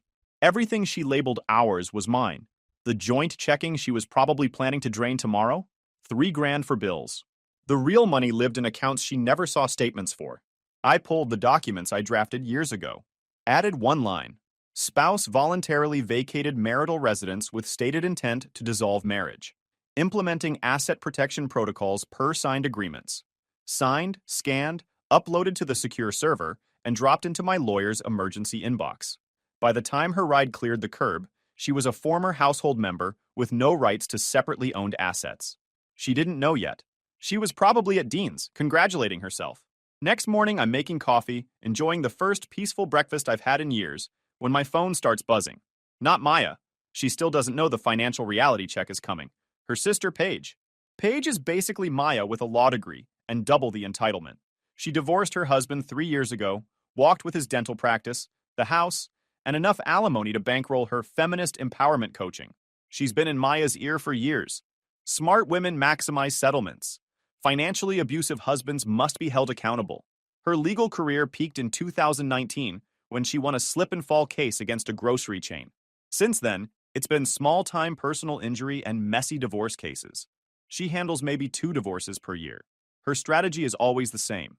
File fast, claim abuse, demand emergency support, hope the husband settles to avoid public embarrassment.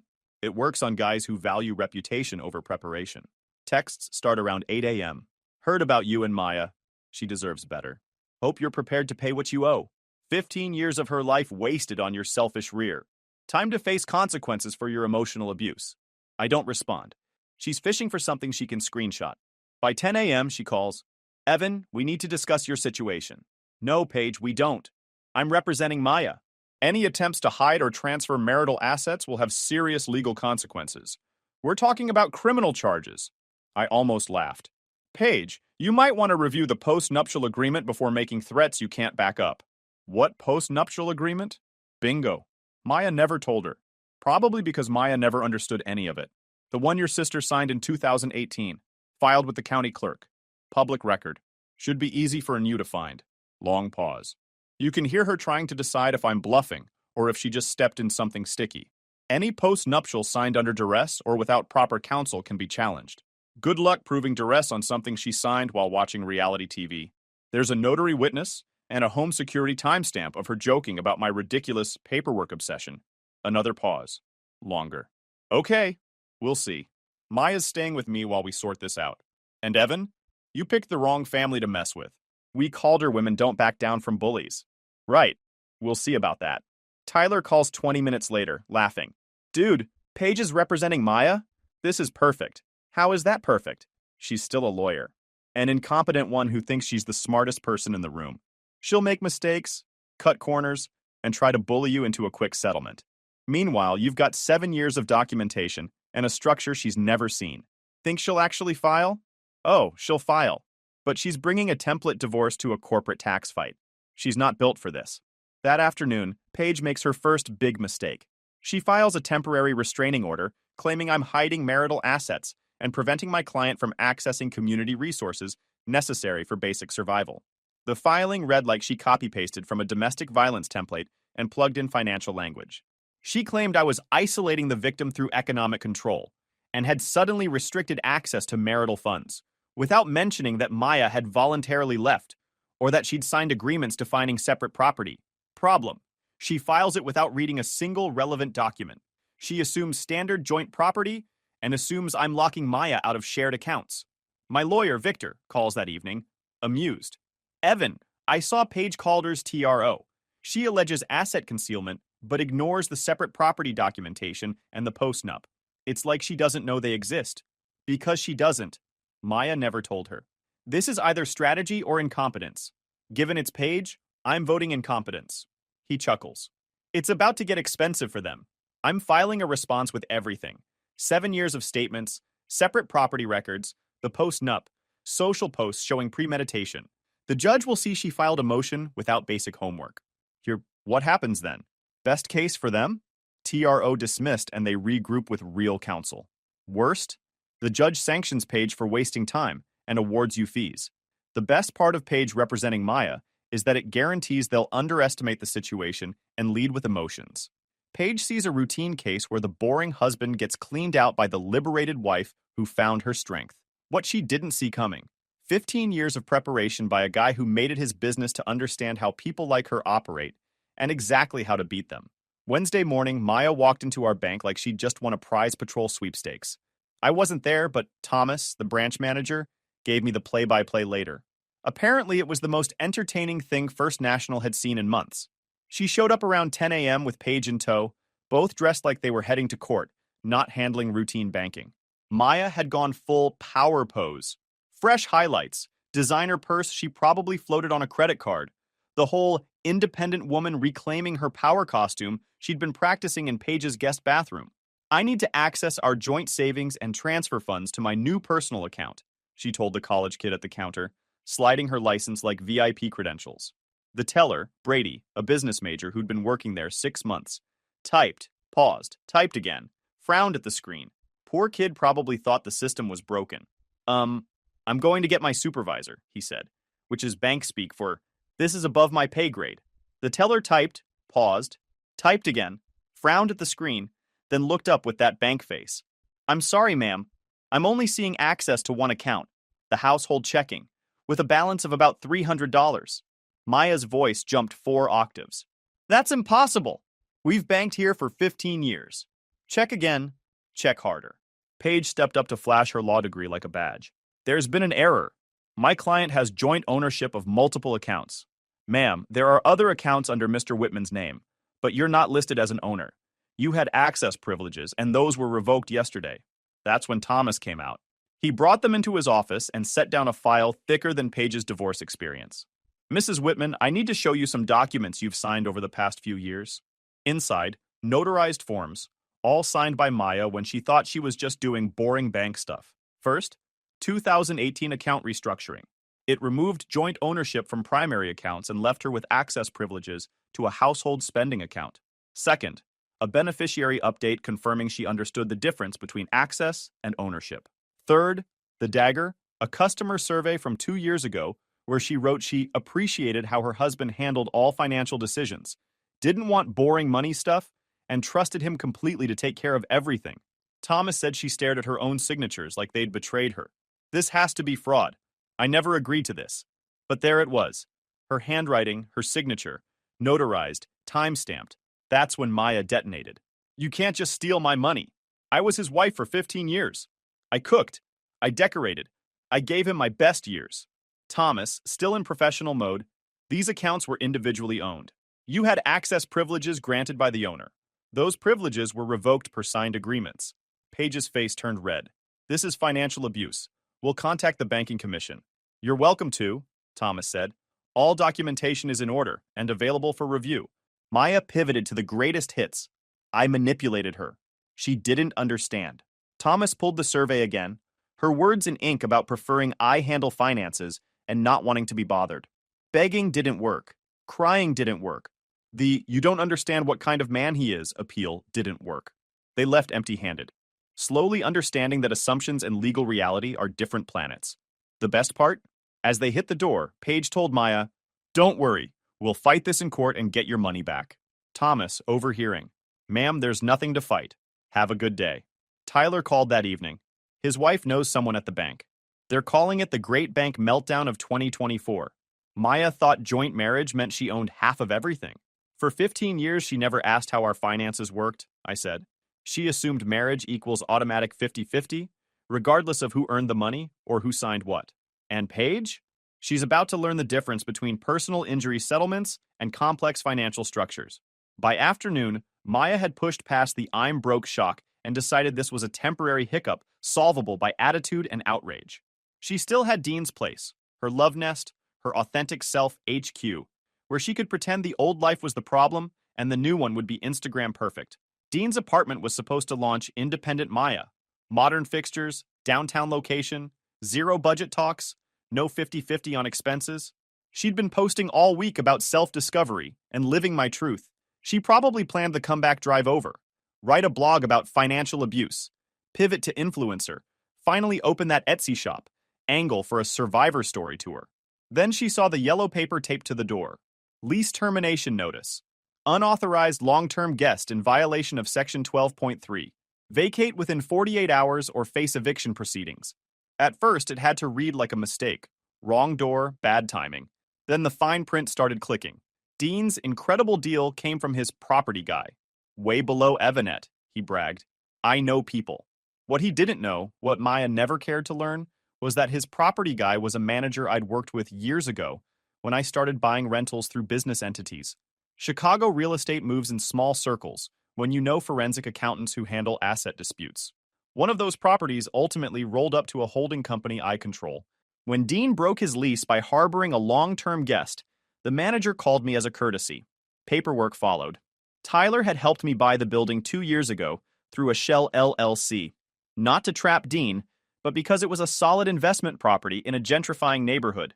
Dean becoming a tenant was a coincidence. Dean harboring my soon-to-be ex-wife was karma. The manager later told me Dean opened the door midday, soda in hand, yesterday's t-shirt.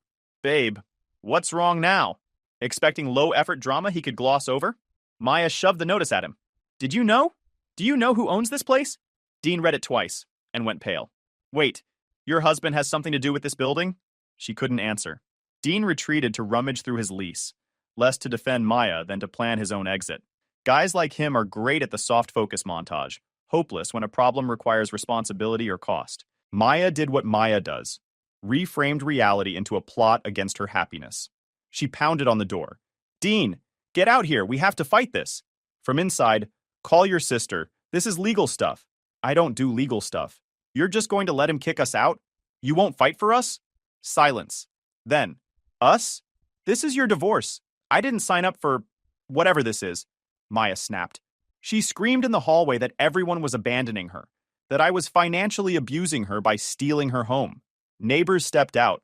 One filmed when she kicked the door and called Dean a coward and me a sociopath. The clip landed on Nextdoor. Woman having a breakdown in our building. Does anyone know her? 6 hours later, 200 comments shared into 3 Facebook groups. Maya became a local meme without knowing it.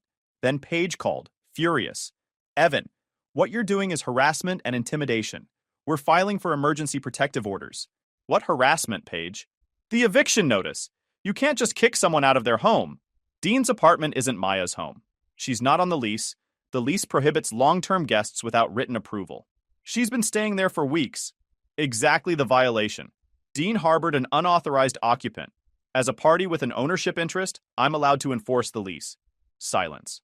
She'd stepped into deeper water than she wanted. Also, if Maya keeps harassing tenants or disrupting the property, management will pursue trespass charges. Heads up. The next day, Maya came to my house. She tried her key. Didn't work.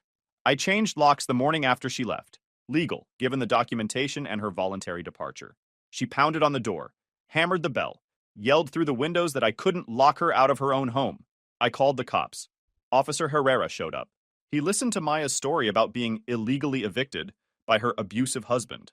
I handed him the documents, post-nup, voluntary departure, title records, separate asset paperwork. He turned to Maya. Ma'am, per these documents, you voluntarily left. The property isn't in your name. You don't have a legal right to be here. But I'm his wife. Ma'am, according to this, you ended the relationship and vacated. Right now, you're trespassing. She argued. Herrera didn't waver. You need to leave or I'll arrest you for criminal trespass. She left, but made sure the cul-de-sac heard, This isn't over, Evan. You can't just steal someone's life. Tyler texted an hour later. Saw the Nextdoor video. She's gone off the rails.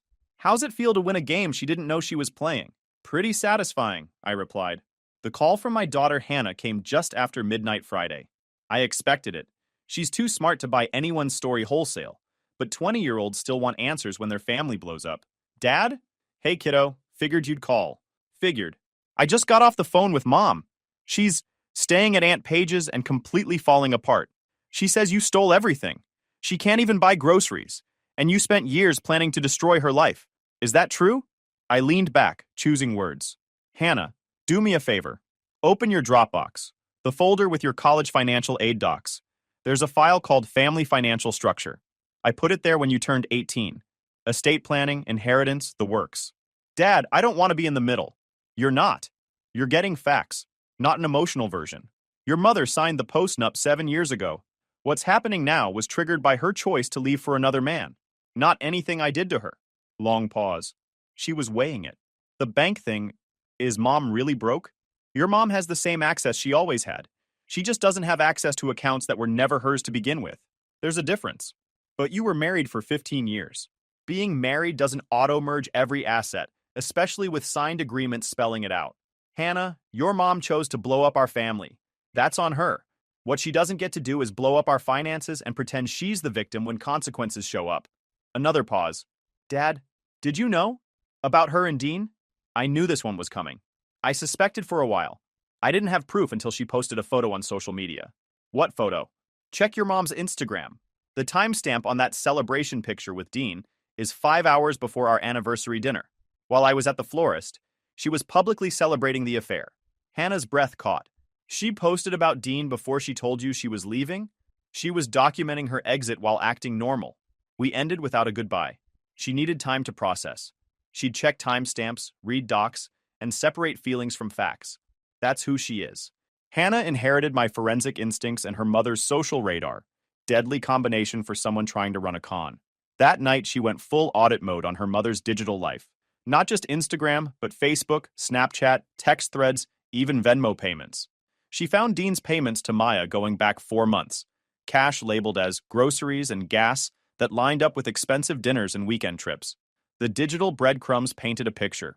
Maya had been test driving the Dean relationship while married, using my credit cards to fund dates with him, posting couples photos without tagging me, and gradually erasing evidence of our marriage from her social presence. Then late morning, Paige made mistake number 2. She filed an emergency motion claiming I was financially abusing Maya and demanding immediate access to all marital accounts pending the divorce. Victor called around noon, already laughing. Evan, Paige Calder just submitted the most incompetent emergency filing I've seen in 20 years. She's asking for support without acknowledging any separate property documentation or the post-nup. Interesting. It gets better. Paige attached screenshots of Maya's social posts as evidence of emotional distress, including that celebration photo with Dean. She doesn't grasp that those images show premeditation and undercut emergency support. What's our move? I'm filing a counter with 7 years of documents plus sanctions for frivolous motion practice. The judge will see she didn't do basic homework. Around 3 p.m., Hannah texted, "Read everything. Holy crap, Dad. We need to talk." She called that evening. Different voice, like someone who just realized trusted people had been lying. "Dad, I went through Mom's phone. She left it at Aunt Paige's, and Paige gave me the passcode to show me what kind of monster you are. Instead, I found texts with Dean going back 6 months. I'm sorry you had to see that, kiddo. She's been planning since last summer. Messages about maximizing the settlement, waiting until after your anniversary to make it more dramatic, and Dean helping her research your business accounts. She wasn't leaving because she was unhappy. She thought she could make more money. That's what I figured. And Aunt Paige? Some of these messages are her coaching Mom on how to script financial abuse, how to make you look controlling to justify taking more. That's when I knew Hannah had chosen sides. Dad, I'm changing my emergency contact at school, and I want Mom removed from my financial aid and college fund access. You sure? She's been asking weird questions about your life insurance and whether I knew about hidden money. I think she wanted to use me to get info she can't access. The next day, Maya called Hannah 11 times. No answer. The voicemail Maya left, Hannah forwarded it to me. "Hannah, sweetie, your father is brainwashing you. He's making me the villain when I just wanted happiness after years of emotional abuse. I'm your mother. I carried you. I raised you. You owe me better. Call me now." Hannah's response was to change her greeting. "Hi, you've reached Hannah Whitman. I'm not available. If it's important, text me." Meanwhile, Paige's emergency motion was denied with prejudice, meaning she can't refile without starting from scratch with new evidence. The judge also ordered her to show cause why she shouldn't be sanctioned for frivolous filings.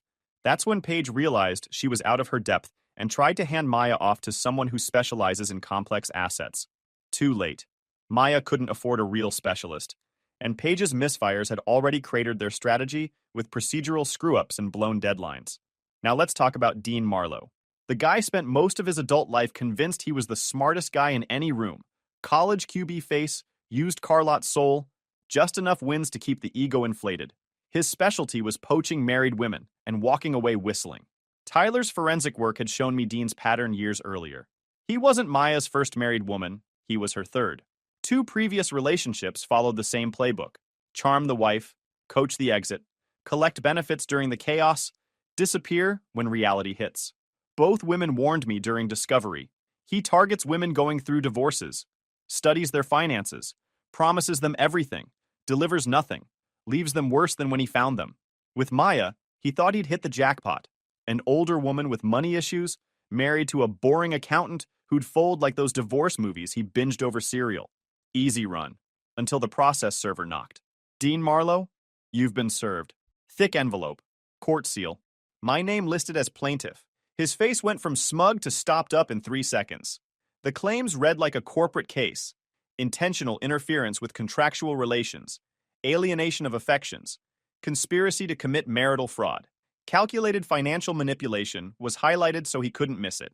The exhibits did the real damage. Exhibit A digital forensics report of his socials, texts, and dating app activity showing a pattern. Target married women with assets, coach them through divorce tactics. He'd done it twice before. I found both families, and they were willing to testify about his system. Exhibit B, financial records showing he'd been paying below Evanet rent on a property connected to my holdings, benefiting from my investment while helping my wife plan to raid my accounts. The analysis showed he saved about $18,000 over 2 years via the discount. Exhibit C, the kill shot. Lawful recordings of Dean and Maya discussing how to maximize her settlement and sit on assets until after the papers. Illinois is a one-party consent state. I recorded every conversation when Maya came home and put calls on the speaker. The content spoke for itself. I asked the court to establish a precedent labeling this romance as fraud playbook as actionable, plus punitive damages. Dean texted Maya immediately. What is this lawsuit? You said this was handled. 3 hours later. Can't talk. Dealing with my own legal problems. That's when he realized he was alone in a game he didn't understand. His lawyer, Elliot, older, sharp, white-collar specialist, translated it into terms even Dean could digest. Son, this wasn't just an affair. You engineered a financial scheme, and romance was the delivery device. This isn't family court. This is civil court. They're treating you like a con artist. Can't I just apologize? Pay something? You can try to settle. But if they want precedent more than money, you're staring at a long public trial. It'll follow you every time someone Googles you. Worst case? Best case? Mid-6 figures plus fees, confession of judgment, and you agree to stay away from married women. Worst? Trial, judgment that wipes you out, and a decade of payments while employers read court records calling you a professional homewrecker who profits off fraud. He finally understood. This wasn't revenge accounting. It was making his business model legally toxic. Meanwhile, Maya was running out of options, money, and grip on reality. Evicted from Dean's place, barred from my house, now living in Paige's basement like a 45-year-old failure to launch. Rather than reset, she decided the problem was public misunderstanding. She spun up a Facebook group, Financial Abuse Survivors, and started daily rants about how I'd stolen her life. Her own posts buried her. He changed the locks on our house just because I moved in with my soulmate. He's keeping me from our money just because I signed papers years ago without reading. My daughter won't talk to me just because she found texts that make me look bad. Each post, approximately 3 likes, Paige's divorced friends, and approximately 40 comments from strangers who recognized her. Favorite line, it's not fair he keeps everything just because he earned it, protected it, and planned ahead. Marriage is 50-50. Reply, ma'am, this is a Wendy's. 200 likes. The Facebook group became a case study in self-sabotage. Every post provided more evidence for my legal team.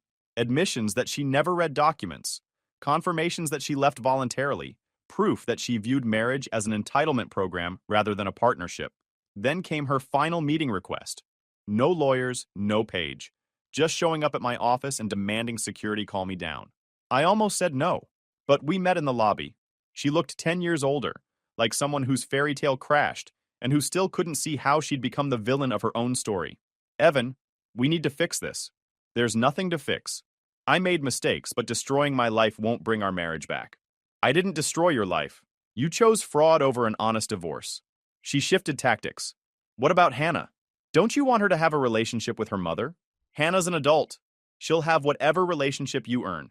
You broke that relationship the same way you broke everything else, by putting yourself first. The mask slipped. You think you're so smart. You think you won. I'll make you pay. I'll tell everyone what you are. You already did, Maya.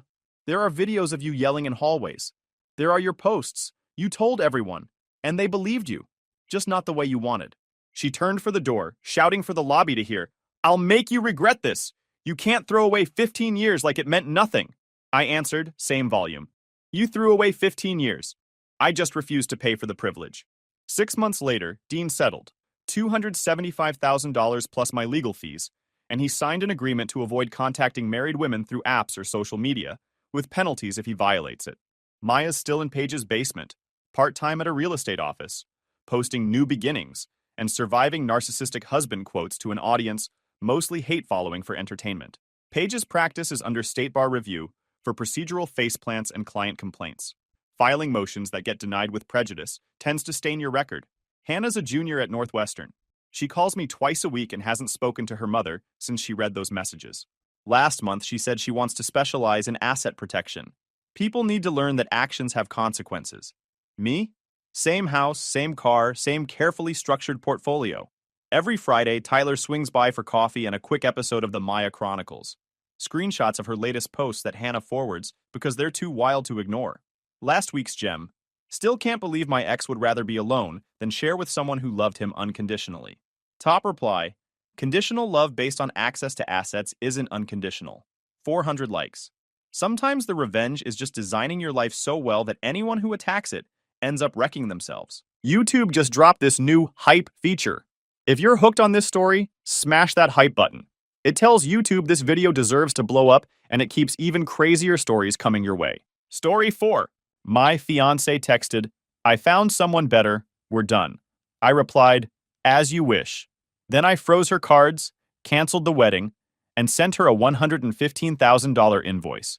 1 week later, her attorney was frantically calling me. Hey everyone, before we jump into today's video, I need your help. We've noticed the channel is losing some traction, and subscribing is one of the best ways you can support us. It's quick, free, and it helps us keep bringing you awesome content. Your support means the world. Let's keep this channel growing together. Thanks so much.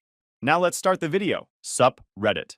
This story is going to make you question everything about trust and what you think you know about modern relationships. It gets messy as hell, so grab some snacks. I, 31 male, run a logistics consulting firm, and until recently was engaged to the most ungrateful, delusional woman on the planet. Started my business when I was 25 with nothing but a used ThinkPad and crushing anxiety about whether I'd end up living in my car. My startup plan? Step 1. Don't die. Step 2. Maybe profit? First few years were brutal. 80-hour weeks, ramen noodles for every meal, sleeping on my brother Diego's couch because rent money went back into the business. Diego, 34 male, works construction, and has zero filter when it comes to giving his opinion about my life choices. When I told him I was starting a consulting business, his exact words were, Bro, you're going to consult people on how to be broke? Because that's the only thing you're an expert at right now. Coming from a guy who once used duct tape as a car window that hit harder than it should have. But about 2 years ago, everything clicked. Landed some massive contracts. Turns out optimizing supply chains actually pays crazy good money. Diego's response to my first big paycheck? Well, damn, maybe you do know something after all. Don't let it go to your head, nerd. Now I'm pulling serious cash, like, don't even look at prices anymore money. Enough to finally get my own place, adopt my dog Pickles, and finish the project Diego and I had been working on for 3 years. Restoring a 1967 Chevy Impala. Found it rusted out in some guy's backyard, and Diego convinced me we could bring it back to life. That car became our weekend therapy. Nothing like inhaling paint fumes and arguing over carburetors to really bond two emotionally repressed men. Diego handling the bodywork, me obsessing over the engine specs. Took us almost 4 years, but now she's absolutely perfect. Midnight blue paint, chrome bumpers, and a 327 small block that purrs like a very large, very angry cat. Pickles is a golden retriever who's about as smart as a box of rocks, but twice as lovable.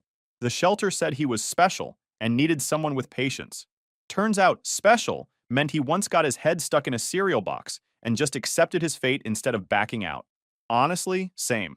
That dog and I share the same brain cell, and it's usually on break. I met my now ex-fiancée Anita, 28 female, 6 years ago. She was working as a receptionist at some stuffy law firm, but dreaming of being an art curator. Girl knew everything about Renaissance painters, could talk for hours about exhibition design, had this whole vision of working at prestigious galleries. Problem was, dreams don't pay student loans. She was incredible back then. Smart, passionate, could make me care about some dead artist's brush techniques when my idea of culture was watching The Office reruns. When I first introduced Anita to Diego, he pulled me aside and said, "She's way too pretty for you. What's the catch?" Classic Diego. Pickles, meanwhile, immediately loved her because she gave him half her sandwich without being asked. But here's where it gets interesting. About a year into dating, I made her a deal. Quit that soul-crushing job. Focus on your art history degree. Take unpaid internships. Network your ass off. I'll handle the money. Here's the key part, Reddit. I wasn't just being some generous sugar daddy. I'm a businessman. When I invest in something, I document it. Every major expense, every education payment, every career-building opportunity I funded, I had her sign loan agreements. Nothing crazy, just simple contracts stating the amounts and that they'd be repaid. Honestly, it was less about trust and more about making sure I didn't end up like those dudes on /r/legal advice paying off their ex's Pilates certification. She signed everything without even reading them. It's just a formality, babe. We're going to be together forever. She thought it was sweet that I was being official about our partnership. Some people write love letters. I wrote enforceable contracts with interest rates. Now here's where one of the main characters in this disaster enters the story. Anita's best friend, Brooklyn. Yes, that's her real name. And yes, she's exactly what you'd expect from someone named Brooklyn. Think green hair, nose ring, and the kind of person who says yikes, unironically. Brooklyn was getting her master's in gender studies and had opinions about everything, especially men and money. Brooklyn hated me from day one. Not because I was a bad guy, but because in her worldview, any man was automatically part of the problem. She'd make these passive-aggressive comments during group dinners about late-stage capitalism and financial privilege, while simultaneously ordering the most expensive thing on the menu that I was obviously paying for. Diego met Brooklyn exactly once. His assessment, that girl has more red flags than a communist parade. The best part? Brooklyn lived in a studio apartment that her parents paid for, while she pursued her academic passion. But somehow I was the problematic one for supporting my fiancé's dreams. We got engaged last year after 5 years together. I proposed at this gallery opening she'd been excited about for months. Had the ring custom made with a sapphire because she said diamonds were basic. Cost me $15,000, but seeing her face was worth it. Brooklyn's reaction to the engagement? I hope you know what you're getting into, Anita. Marriage is a patriarchal institution designed to control women's autonomy. Diego's take on the proposal. 15 grand for a rock? I could buy a truck for that. But hey, at least now you'll have something to repo when this goes south. For 6 years, I built what I thought was our future together. Once Anita quit her job, she fully embraced the lifestyle upgrade. First was the apartment situation. Her studio was embarrassing according to her, so I found this sick downtown loft, exposed brick, floor-to-ceiling windows, the works. $3,200 a month. Signed a loan agreement for the security deposit and first year's rent. $25,000 total. Diego helped me move some furniture to the new place. His comment while carrying a $3,000 designer coffee table. This table costs more than my truck, and my truck actually does something useful. Pickles was fascinated by the new apartment, mainly because he kept trying to fetch his tennis ball off the exposed brick walls and couldn't understand why it wouldn't bounce back. Then came the car. I can't show up to gallery events on the bus, she said. Fair point. We got her a BMW X3, $580 monthly payment. Another loan agreement since her credit was non-existent. I co-signed, she signed the loan doc. $15,000 over the lease term. Diego's reaction when he saw the BMW. Nice ride. Too bad she'll probably crash it into a Starbucks while texting about art feelings. The funny thing is, she always complained about my Impala taking up garage space at her apartment complex. It's just sitting there, she'd say. Why don't you sell it and get something practical? Should have been a red flag right there. The wardrobe upgrade was next level. Art World is all about image. So I gave her a $1,500 monthly clothing allowance. Nordstrom, Saks, boutique shops that sold $300 scarves. Over 6 years, probably $40,000 in clothes and accessories. Education costs were the biggest. Art history master's degree, specialized courses, conference attendance, networking events. $35,000 total, all documented and signed. Brooklyn was a constant presence during all this, and her commentary was something else.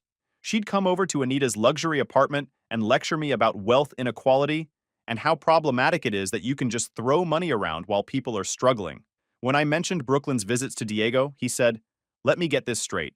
She comes to the apartment you pay for, eats the food you bought, uses the Wi-Fi you pay for, and then lectures you about money problems?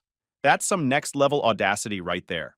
When I pointed out that her parents were literally funding her entire graduate school experience, she said that was completely different because it was family money, not transactional relationship dynamics. Anita's sister Megan was equally toxic, but in a different way. 2 years older than Anita and somehow even more entitled. Megan worked some made-up job at a startup that sold overpriced candles, or something equally useless, but acted like she was running Goldman Sachs. Diego met Megan at a family dinner once. His verdict, that one's got main character syndrome. Bet she asks to speak to managers at McDonald's. But Megan wasn't just commenting, she was asking for favors too. "Since you're already covering Anita's car payment, could you help me with mine? Just until my startup takes off." I always said no, which made Brooklyn go on rants about male financial control tactics. Anita's lifestyle was insane. Organic everything from Whole Foods, art supplies from boutique shops, gym membership at this place that had a spa and served free smoothies, meal kit delivery that cost more than most people's grocery budget, weekend trips to art shows in other cities, always flying, always staying at nice hotels. Brooklyn would tag along on these trips sometimes. For 5.5 years, this worked. Anita was building connections, gaining experience, getting closer to her dream job. Brooklyn kept poisoning the well with her feminist theory nonsense, but I figured it was just background noise. Looking back, I realized Brooklyn was probably in Anita's ear the whole time, telling her she deserved better and that I was using financial leverage to control her. Tuesday was supposed to be special. 6-year anniversary of our first date, and I'd planned something perfect. Made reservations at this exclusive restaurant she'd been wanting to try for months. The kind of place where you need connections just to get a table. I'd also bought her this stunning sapphire bracelet to match her engagement ring. Spent 3 hours picking it out. Left work early around 4 p.m. to surprise her. Maybe we could grab coffee, talk about the future, just spend time together before dinner. Got to her apartment and she wasn't there. No big deal. Probably at some gallery event or meeting with her advisor. I figured I'd wait, maybe order some appetizers for when she got back. At 7:30 p.m. my phone buzzed. Text from Anita. "I found someone else. I want nothing more to do with you. Don't contact me." One text. 6 years, thousands of dollars, an engagement ring, a future we'd planned together. Ended with a text that was shorter than most grocery lists. I sat there staring at my phone for probably 15 minutes. My first instinct was to call immediately, demand an explanation, ask what the hell was happening. Who was this someone else? How long had this been going on? What about our engagement? Our plans? But then my business brain kicked in. Her message was crystal clear. Nothing more to do with you, plus don't contact me wasn't asking for space or a break. This was complete termination of our relationship. So I texted back, "As you wish." I immediately called Diego. "Dude, I need to crash at your place tonight. What happened?" I read him the text. There was a long pause, then, "Holy shit. After 6 years and all that money, she breaks up with you via text? You dodging a bullet, bro." I put my phone on silent, opened my laptop, and did what I do best. Solved a complex logistical problem. I wasn't just hurt. I was about to become her worst nightmare. Yeah, I wasn't Batman. I was Bruce Wayne with receipts. Here's where my business background really paid off. When you run a consulting firm, you learn to separate emotions from practical execution. This was just another project requiring efficient resolution. First priority, credit cards. Logged into my banking portal and removed Anita as an authorized user from both cards. Deactivation was immediate. Any cards in her wallet were now just expensive plastic. Next, the BMW. Payment was due in 4 days. Canceled automatic payment immediately. She could figure out how to cover $580 monthly or deal with repossession. Since I co-signed, they'd eventually come after me, but I'd handle that later.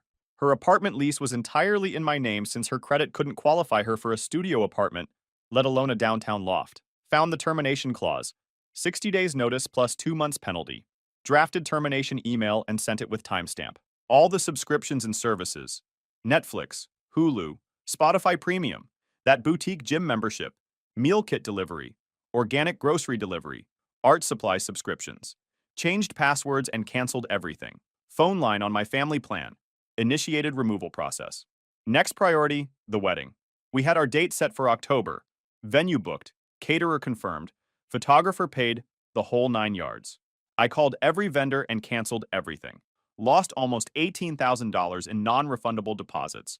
But that was better than the $45,000 total cost of marrying someone who wanted nothing more to do with me. Diego was helping me make some of the cancellation calls. After I hung up with the florist, he said, 18 grand down the drain. At least you're not married to her yet. The engagement ring was trickier. That $15,000 custom sapphire was legally mine until we actually got married. Conditional gift under state law. I called my lawyer about it first thing. Simple, Phil said. Engagement rings are conditional gifts. No marriage, no permanent gift. You have every legal right to demand its return. I sent Anita a formal letter requesting immediate return of the ring.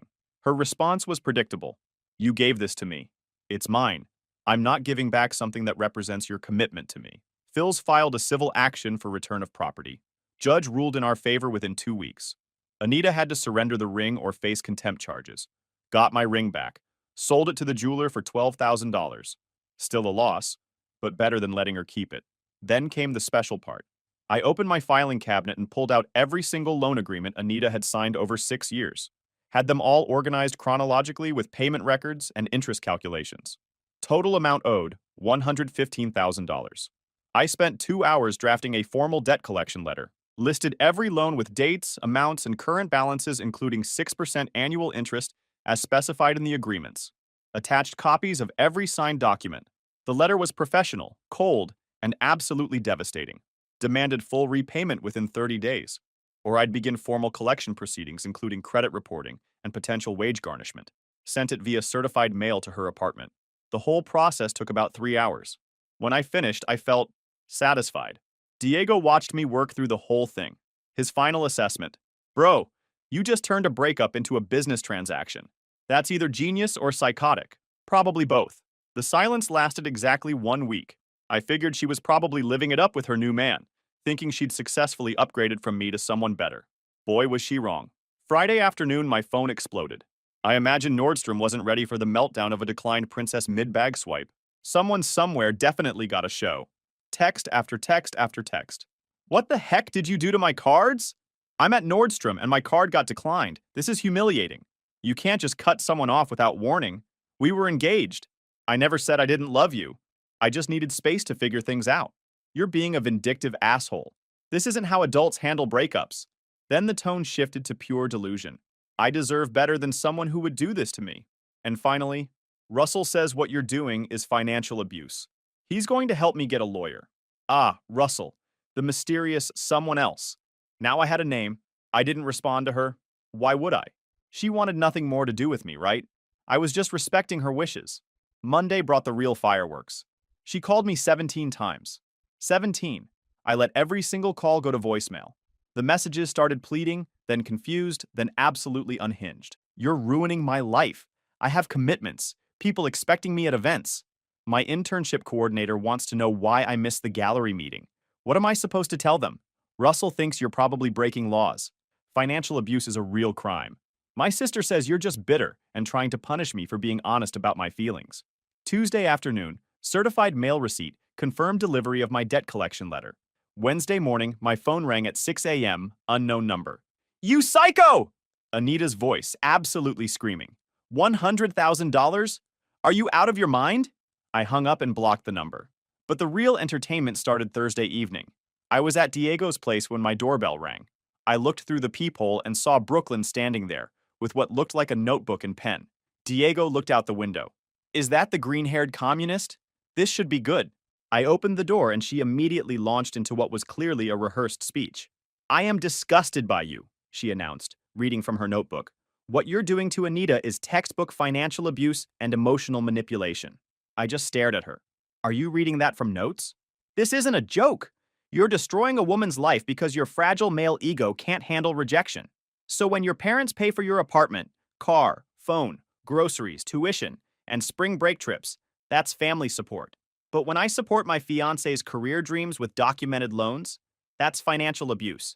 Yes, Because you're using money to control her choices. I couldn't help but laugh. Brooklyn, you literally live in an apartment your parents pay for, drive a car they bought you, and use a credit card they fund. How is that different from what Anita had with me? Because my parents don't expect me to have sex with them, she screamed.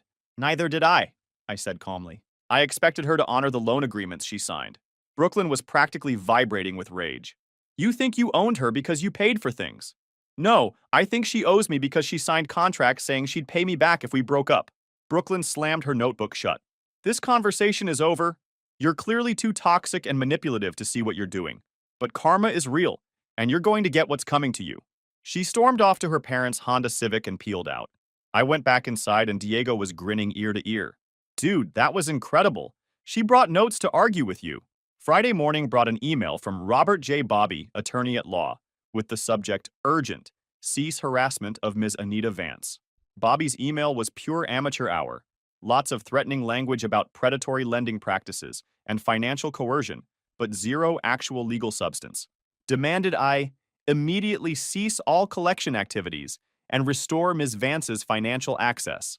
I forwarded it to my attorney, Mr. Phils, who'd handled my business contracts for years. Dude has the energy of a man who's been sued by his own HOA and came out with the deed. His response was swift and brutal.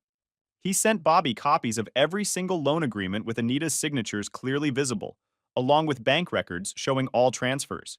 His letter basically said, "Your client signed valid contracts and received valuable consideration. The loans are legitimate and enforceable." Diego read Bobby's email over my shoulder. This guy calls himself a lawyer? I've seen better legal arguments in YouTube comments. Meanwhile, the consequences were hitting Anita hard. Her BMW got repossessed from the gallery parking lot during some networking event. Apparently, Russell tried to intervene, telling the repo guys he was handling the situation and they needed to show some respect. They told him to move or get arrested. Anita had to start taking Ubers everywhere, which was eating into whatever money Russell was providing. Speaking of Russell, I started doing some research on this guy. Turns out Russell was a mid-level real estate agent who sold himself as some big-shot developer. His Instagram was full of photos with expensive cars that weren't his and job sites where he was probably just doing showings. Classic fake-it-till-you-make-it wannabe. But Russell was apparently all in on playing White Knight. He started posting on social media about predatory men who use money to control women and standing up for what's right. Diego's reaction to Russell's Instagram. This guy's more fake than a $3 bill. Look at this photo. That's not even his car. You can see the dealer plates. Brooklyn was sharing all of Russell's posts with long captions about toxic masculinity and economic violence. Her Instagram became a daily lecture series about my supposed crimes against womankind. The best part was when Anita's sister Megan decided to get involved. She sent me a long, rambling email about how I was destroying an innocent woman's life and how real men don't abandon their responsibilities.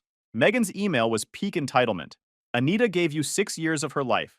She supported your career by being the perfect partner. You owe her for emotional labor and opportunity costs. I forwarded Megan's email to Diego. His response was immediate. Emotional labor? What's next? Charging you for breathing the same air. But Brooklyn wasn't done with her activism. She organized what she called a support circle for Anita, basically a group of her grad school friends who would sit around validating each other's victim narratives. They started a private Facebook group called Supporting Survivors of Financial Abuse, where they shared articles about economic domestic violence and posted screenshots of my threatening debt collection letter. The property management company confirmed Anita's eviction date. She had 30 days to get out of the apartment. Russell was apparently promising to find her something even better, but given his actual financial situation versus his Instagram persona, that seemed unlikely. The real entertainment started when we scheduled her belongings pickup. Just like before, I hired neutral movers and required Bobby's supervision to ensure she only took personal items. But this time, Anita brought the whole crew: Russell, Megan, Brooklyn, and some other guy Megan introduced as her business partner. Brooklyn showed up with a sign that said, "Financial abuse is domestic violence," and started live streaming the whole thing on Instagram. Diego couldn't come to the moving day. He had work. But when I told him about Brooklyn's protest sign, he lost it. She made a sign? What's next? A megaphone. Moving day was supposed to be simple. Anita gets her personal stuff, leaves my property, and we never see each other again. But when you're dealing with delusional, entitled people aided by a wannabe activist with a smartphone, nothing is ever simple. The crew arrived at 10 a.m. Brooklyn immediately started her commentary for Instagram. We're here to document the ongoing financial abuse perpetrated by a toxic male who thinks he owns women. Russell tried to take charge, introducing himself to the movers as the new man in charge here, and explaining that they'd be taking some additional items beyond what's on the list. The lead mover, a no-nonsense guy named Billy, just looked at Bobby and asked, "Is this clown authorized to make decisions?" Bobby confirmed that only items on the pre-approved list could be removed. Russell's face went red. That's ridiculous. Anita has been living here for years. Brooklyn started recording Russell's little speech. This is exactly what we're talking about. The patriarchal assumption that men get to decide what women deserve. That's when Anita started her performance. She walked through the apartment, pointing at everything like she was conducting an auction. This bookshelf was chosen specifically for my art books. That desk was for my studies. Billy wasn't having it. Ma'am, if it's not on my list, it doesn't leave this apartment. Brooklyn got in Billy's face with her phone. Sir, you're participating in economic violence against a woman. Billy just stared at her. Lady, I feel like you need to step back before I call the cops. Megan decided to escalate. This is theft. You're stealing from a woman who gave 6 years of her life to this man. 6 years of her life? I said. You mean 6 years of me paying for her life? Brooklyn spun around with her phone. There he is! The financial abuser himself. I'm not destroying anything, I said calmly. I'm collecting on legitimate debt. Debt doesn't exist in relationships. Brooklyn screamed into her phone. Love isn't transactional? You're right, I said. Love isn't transactional. But loans are. That's literally what makes them loans. Russell stepped forward like he was going to intimidate me.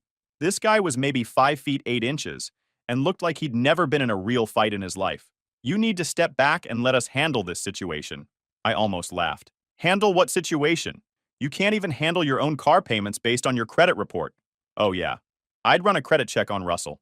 Credit score of 580, 3 late car payments in the last 6 months, maxed out credit cards.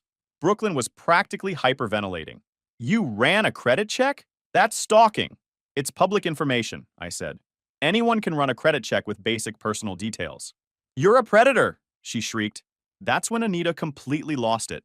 She started screaming about how I was destroying her life out of spite and how Russell is twice the man you'll ever be. She grabbed the custom bookshelf and tried to drag it toward the door. Billy stepped in. Anita's credit was now flagged with a $115,000 outstanding debt. She couldn't get approved for an apartment lease, a car loan, or even a decent credit card. Russell, it turns out, was living in a studio apartment and driving a leased Honda with 3 months of back payments. His developer lifestyle was completely fake. When Anita moved in with him, his landlord immediately served them both with eviction notices for violating the single occupancy lease. The art world drama reached a whole new level when Anita started telling people I was holding her hostage with fraudulent debt. But Phil's had been proactive. He'd sent copies of all loan agreements to her former internship coordinator, along with a formal notice that any defamatory statements would result in additional legal action. Her reputation in the local art scene was getting destroyed. Gallery directors started warning each other about the intern who created toxic drama and made false abuse allegations. A week later, I swung by a gallery showing one of my clients was sponsoring. Wasn't planning a revenge drop-in, just like the artist. But the second I walked in, there she was. Anita, standing under a pretentious LED sculpture, fake laughing. It was awkward. For her. A curator I knew nodded at me and said under his breath, "Appreciate the heads up." That could have been a disaster. And then, like clockwork, Brooklyn materialized from behind a twisted steel piece, like some cursed NPC. "What are you doing here?" she hissed. "Enjoying the art," I said. "You should try it sometimes. You're not welcome here. Neither is fraud. Yet here you are, loud as ever." She looked around. 2 guests were clearly watching. No live stream this time. No phone in her hand. Just silence and uncomfortable acrylic lighting. I stayed 10 more minutes, complimented the artist, made small talk with a few sane people. On the way out, I caught Anita fake laughing a little louder, to no one in particular. Like she was still trying to sell the illusion, but the gallery was already done buying it. Brooklyn's activism backfired spectacularly. Her livestream videos got reported for harassment, her Instagram account got suspended, and someone posted her parents' address online with a note about trust fund babies pretending to be oppressed. Her parents apparently had a conversation with her about representing the family appropriately and cut off her fund money. The final nail in the coffin came when Megan tried to start a GoFundMe for Anita's recovery from financial abuse. She raised $180 before someone reported it for fraud. Brooklyn shared it with a long caption about mutual aid for survivors, but even her grad school friends could see through the obvious scam. Brooklyn transferred to a different graduate program after her advisor apparently had concerns about her professional judgment and social media presence. The debt collection is ongoing. Phil's set up automatic credit reporting, so every month Anita's credit score drops a little more. She'll either have to pay up eventually or declare bankruptcy, which would destroy any chance of ever working in the professional art world.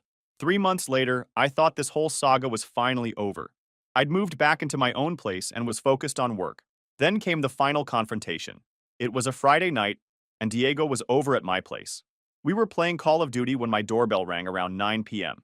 Pickles immediately started barking. I looked through the peephole. Anita, standing there looking like she'd been living rough. Yo, it's your psycho ex, I told Diego. No shit? Let her in. I want to watch this train wreck. I opened the door, and Anita immediately pushed past me into my apartment like she still lived there. We need to talk, she screamed. You ruined my entire life. You need to leave. We have nothing to discuss. I'm homeless because of you. Russell dumped me. My sister won't let me stay at her place anymore. I'm living in my car. Diego paused the game and turned around. Oh damn, this is live entertainment. Anita spun around and glared at him. This isn't funny. Your brother destroyed my life over money, and he gave you 6 years of free rent, free car, free everything, Diego shot back. What's the problem? The problem is that he's making me pay him back. $115,000. Should have thought about that before you signed the contracts, I said calmly. I never thought we'd break up. Those contracts were just formalities. I did love you. Then you dumped me via text for another guy. Actions have consequences. That's when she completely lost it. Started screaming about how Russell dumped her when the eviction notice came, how her sister Megan said she could only stay for a week, how Brooklyn wasn't returning her calls. You turned everyone against me. My credit is ruined. No one will rent to me. You're problematic because you tried to steal furniture and claimed I was financially abusing you, I said. That's not my fault. Diego was having the time of his life. Your ex is having a full meltdown because she found out actions have consequences. Shut up! This is between me and him. Actually, this is my apartment and you're trespassing, I said. You need to leave. I'm not leaving until you forgive the debt. I can't pay it back. I'm working at a coffee shop. That's when Diego pulled his phone. All right, this situation seems unstable. 911? Yeah, hi. I've got an unstable individual at my brother's apartment. She's screaming, refusing to leave, making threats. Anita's eyes went wide. You called the COPS? The police showed up about 10 minutes later. 2 officers, both looking like they'd dealt with domestic drama before. What seems to be the problem here? The first officer asked. This woman is my ex-fiancée, I explained calmly. She's trespassing in my apartment and refusing to leave. I'm not making a scene, Anita screamed, which immediately proved my point. The second officer looked at her. Ma'am, I'm going to need you to lower your voice. He let me in, but...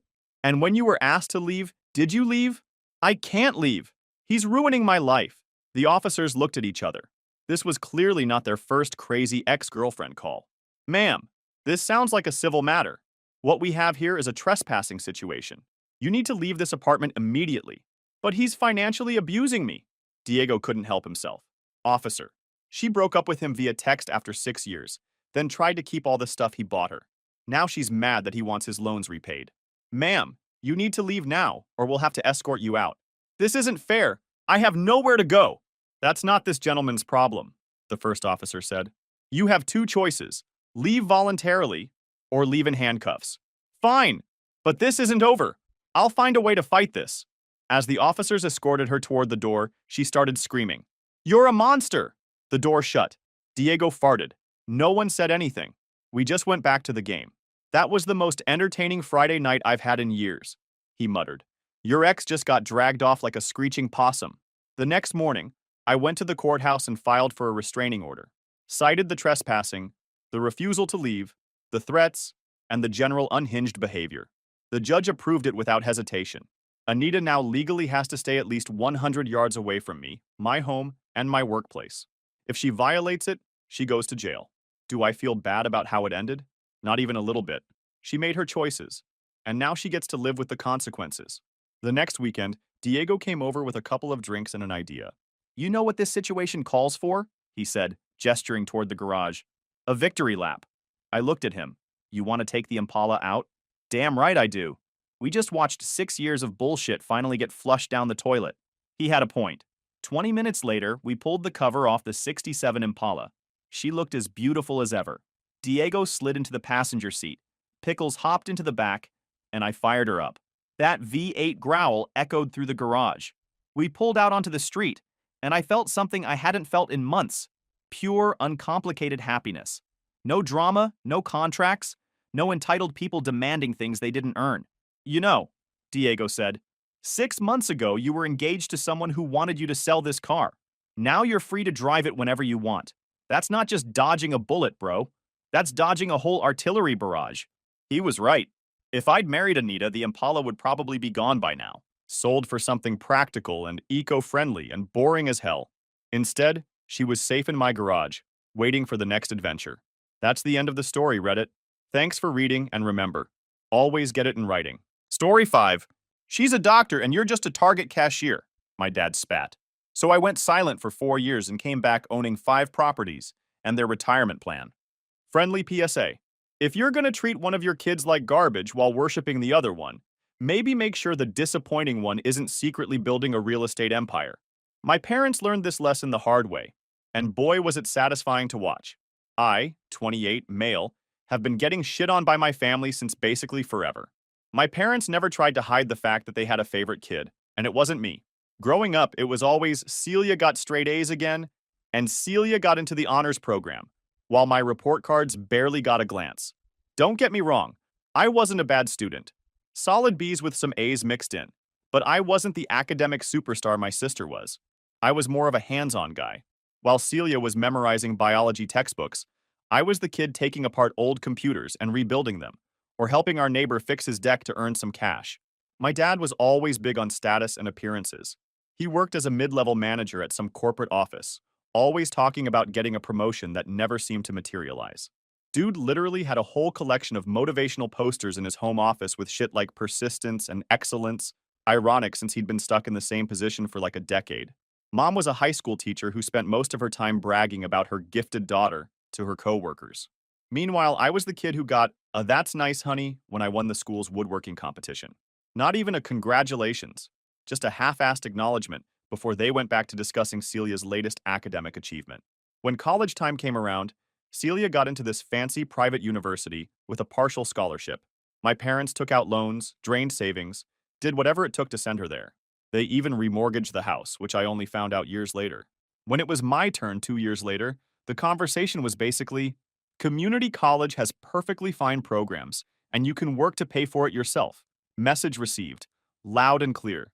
The day Celia officially got that doctor, in front of her name, she walked into our parents' house waving her diploma and her offer letter from some fancy hospital. From that exact moment, I basically stopped existing to them, except as a punching bag. My parents never really tried to hide their favoritism, but after that day, they didn't just favor her. They started actively shitting on me. I still remember this family dinner where my dad straight up told me, "She's a doctor saving lives, and you're just scanning groceries at Target." I just stared at him thinking, who say this to their son? But he didn't stop there. He leaned back in his chair, smirked, and said, "Honestly, Marcus, if Celia didn't exist, we'd have no one to be proud of. At least one of our kids turned out to be worth something." He didn't even flinch, just kept eating like he hadn't just called his own son worthless with his whole chest. My mom laughed so hard she had to wipe her eyes. Then she chimed in, "Don't be so dramatic. He just means we can't exactly brag about someone who stocks shelves." Celia didn't even try to stop them. She seemed to enjoy the show. She just sat there with this smug little smile, sipping her sparkling water like she was too good for all of us. I kept thinking about how I'd fixed her laptop for free just the week before when she'd spilled coffee all over it. Funny how my useless skills were suddenly valuable when she needed them. After that, it became their favorite pastime to rip into me. Every holiday, birthday, random Sunday dinner, whatever.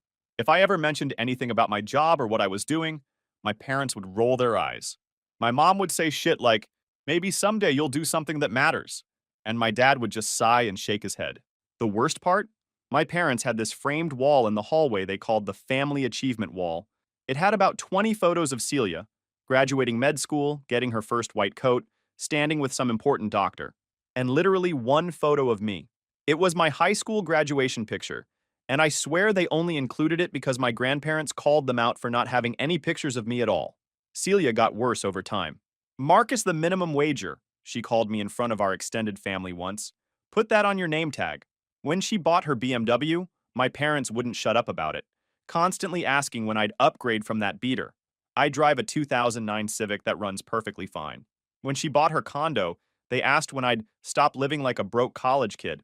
When she went on vacations to Europe, they'd remind me that people with real careers get to travel. One Christmas, my dad literally gave me a book called From Mediocrity to Success, Finding Your Path, like, as my actual present. In front of everyone, my uncle choked on his eggnog. I tried different approaches. I stayed quiet. I defended myself. I skipped visits. Nothing changed. The second I walked through their door, I was back to being their favorite target. The only people who ever stood up for me were my grandparents. My grandpa once told my dad to back off after a particularly nasty comment, saying, "That boy works harder than you know, Gene." My dad just scoffed and said, "We're only teasing." My grandma June would always pull me aside and tell me she was proud of me no matter what, but it didn't change the overall dynamic. By the way, my grandpa was the only one who ever really got me. He was a carpenter his whole life, built things with his hands, just like I like to do. He used to say, "Some people build with their minds, others with their hands. Both types build the world we live in." He gave me my first tool set when I was 12, showed me how to fix things instead of replacing them. Those skills turned out to be way more valuable than anyone in my family realized. Celia stayed the golden child. I was the disappointment they wished would finally grow up. What none of them knew was that I'd been quietly building something on the side.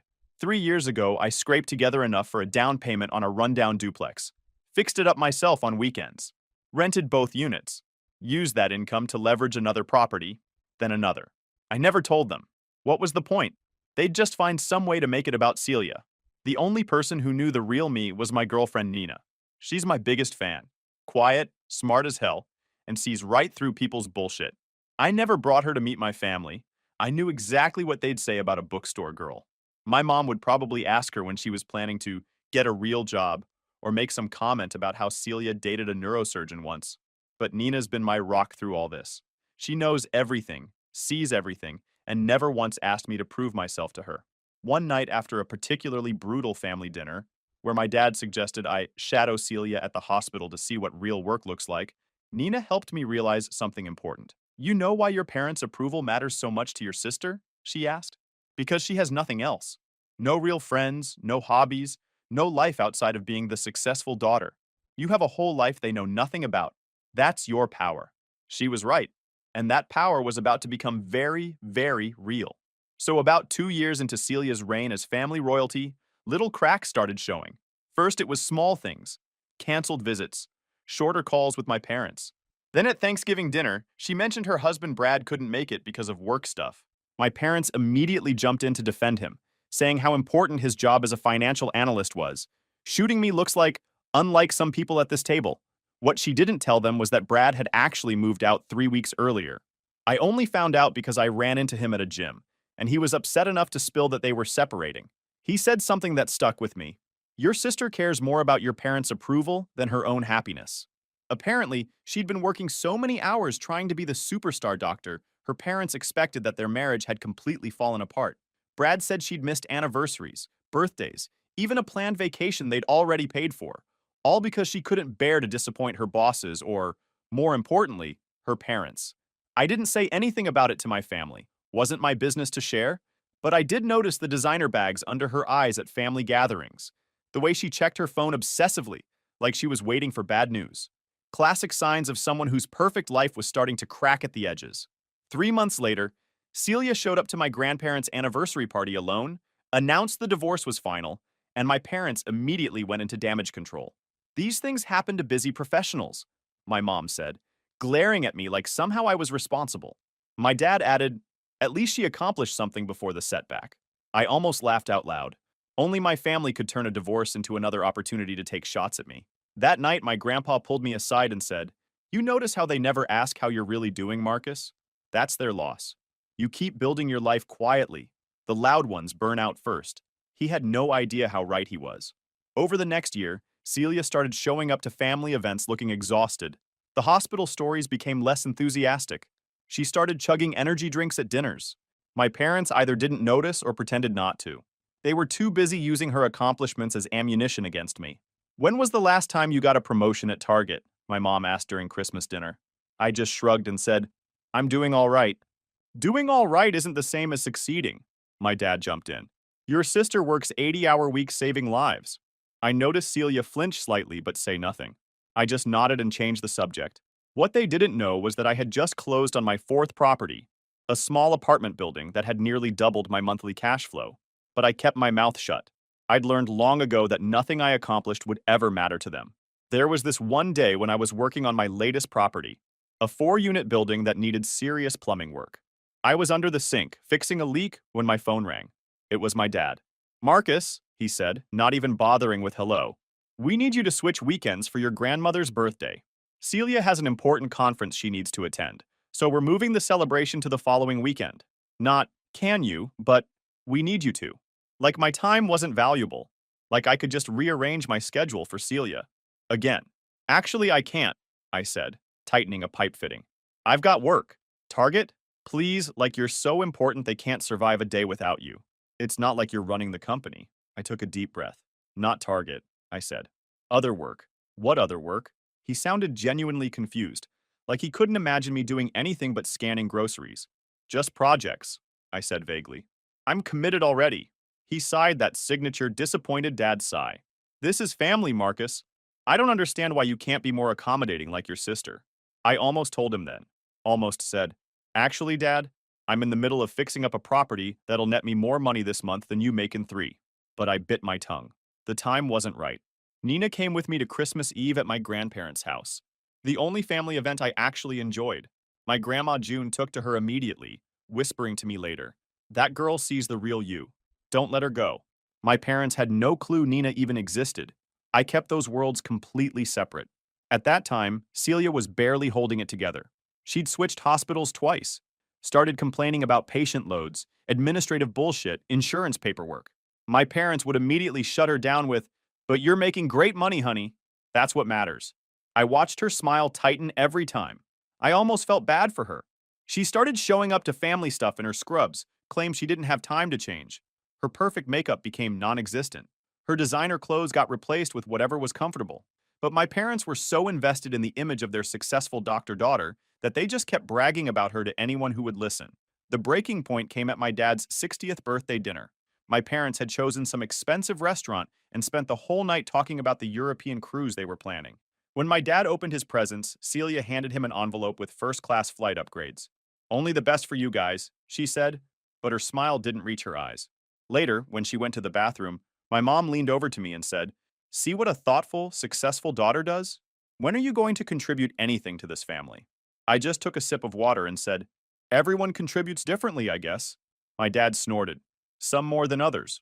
My grandma June heard this and said sharply to my mom, that boy has never asked you for a dime since he was 18. Maybe think about that before you start tallying up contributions.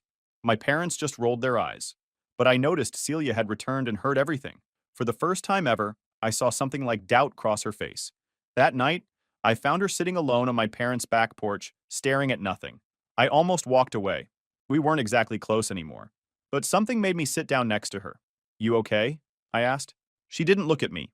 Do you ever feel like you're living someone else's life? It was such an unexpected question that I didn't have an immediate response. Because sometimes, she continued, I look around and wonder how I got here. When did I decide this was what I wanted? Didn't you always want to be a doctor? I asked, genuinely curious. She shrugged. I wanted to make mom and dad proud. Being a doctor was the clearest path to that. She looked at me finally. You're the smart one, you know. I laughed. Pretty sure that's not what our parents would say. That's because they don't see it, she said. You figured out early that their approval wasn't worth chasing. I'm just realizing it now, and I've already given up. Everything. Before I could respond, my mom called us back inside for cake. Celia plastered on her fake smile and went back to being the perfect daughter. But something had shifted. I could feel it. A few nights later, my phone buzzed close to midnight. It was Celia. I stared at the screen for a second. We don't usually talk, not unless someone needed something. But this time felt different. I answered. She was crying. Not just sniffling, but full-on sobbing. Marcus, I fucked up, she choked out. I really fucked up. This wasn't the first time she'd called me out of the blue. About 8 months earlier, she called asking if she could borrow $5,000 for what she called a temporary cash flow problem. I didn't ask questions, just sent it and told her to pay me back whenever. She never did. What's wrong? I asked, sitting up in bed. Nina stirred beside me, opening her eyes. I lost my job, she whispered. Like saying it out loud made it real. 3 months ago. I was silent for a moment. Why didn't you tell anyone? Are you kidding? Tell mom and dad I failed? After everything She trailed off. I thought I'd find something else quickly. I have applications everywhere, but nothing's coming through and I'm out of options. What have you been living on? I asked, though I was starting to put the pieces together. That's when the dam broke. Through sobs, she admitted she'd blown through her savings, maxed out credit cards, taken loans from friends, and now was facing eviction from her fancy condo.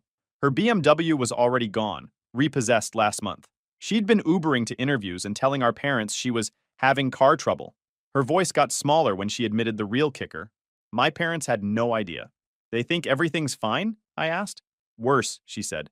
They keep asking me for things. That's when she told me what had really been happening these past few years. Every vacation my parents took? Celia paid for it. The renovations to their house? Celia. Dad's new car? Celia. The weekly dinners at expensive restaurants? All on her dime. They never said they couldn't afford it, she explained. They just expected it, like it was my duty since I was doing so well. At first I thought I was just being generous. But now you're broke, I finished for her. Yeah, she whispered, and I have nowhere to go. I should have told her to figure it out herself.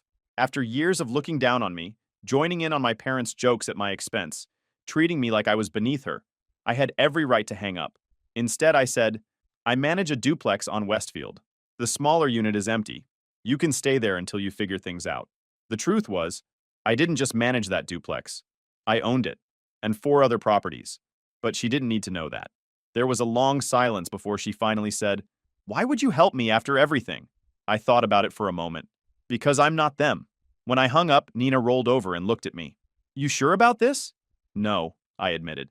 But it feels like the right move. She smiled slightly. This is why I love you. You're nothing like they think you are.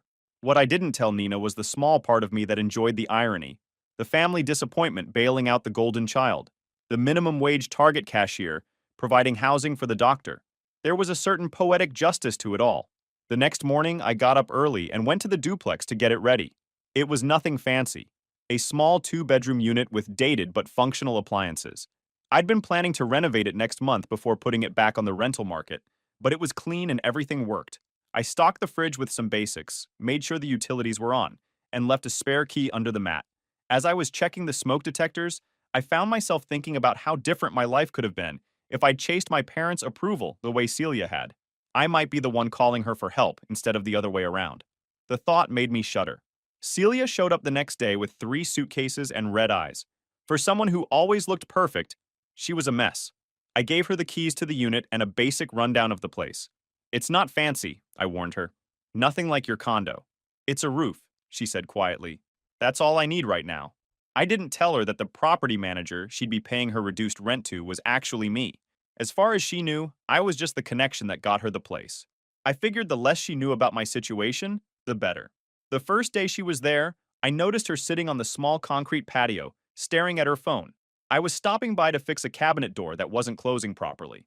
Everything okay with the place? I asked. She looked up, startled. Yeah, it's fine. I'm just job hunting. I nodded and went to work on the cabinet. After a few minutes of awkward silence, she spoke again. Hey, Marcus, could you look at my resume? I feel like I'm missing something. I've applied to 20 places and only got 2 callbacks. It was such a surreal moment. My entire life, Celia had been the one with all the answers, the one who knew exactly how to succeed. Now she was asking me, the family screw-up, for career advice. Sure, I said, trying to hide my surprise. Send it over. Later that night, I reviewed her resume. It was impressive on paper. Top medical school, prestigious residency, years at well-known hospitals. But it was also generic.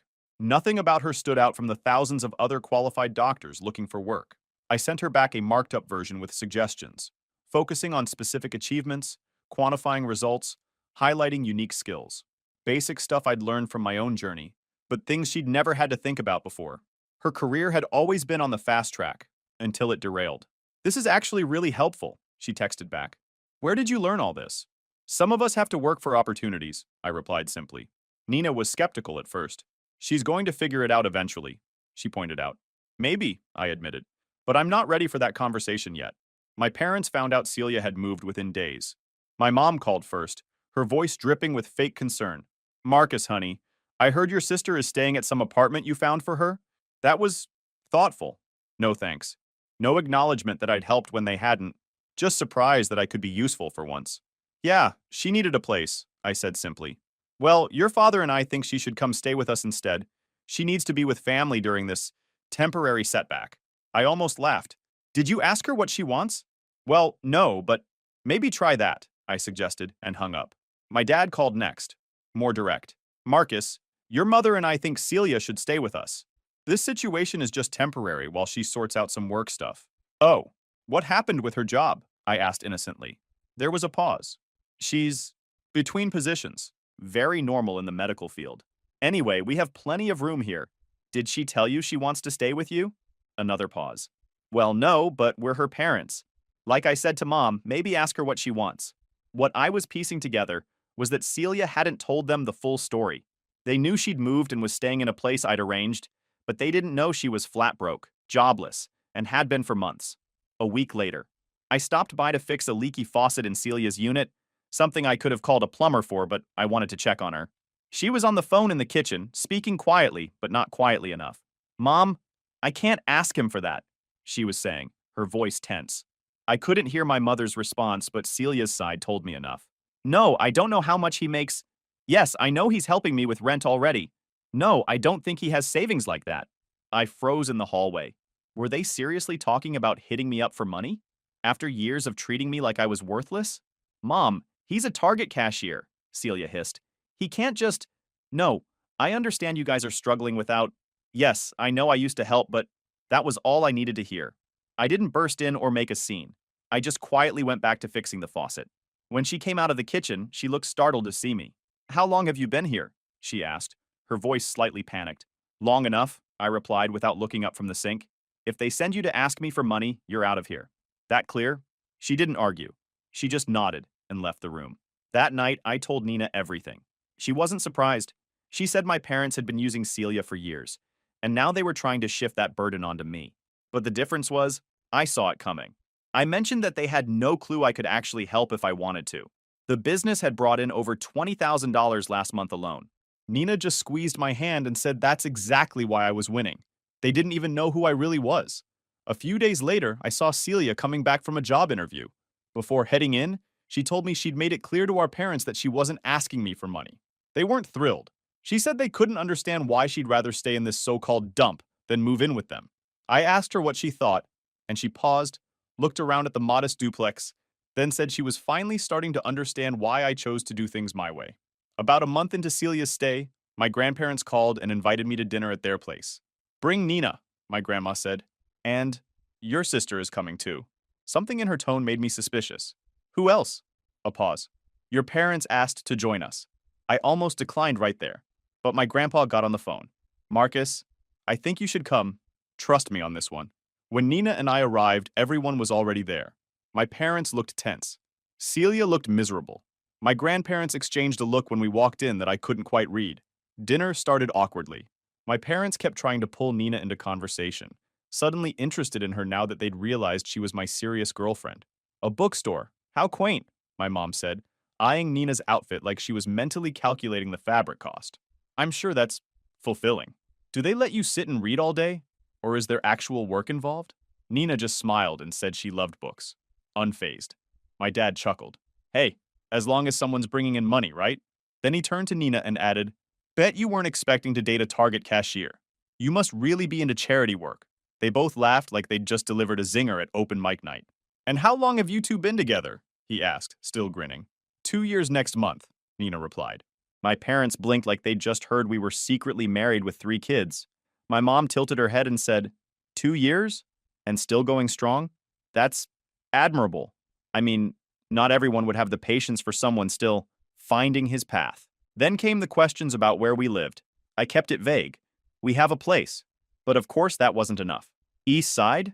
My mom repeated when I finally gave a little more.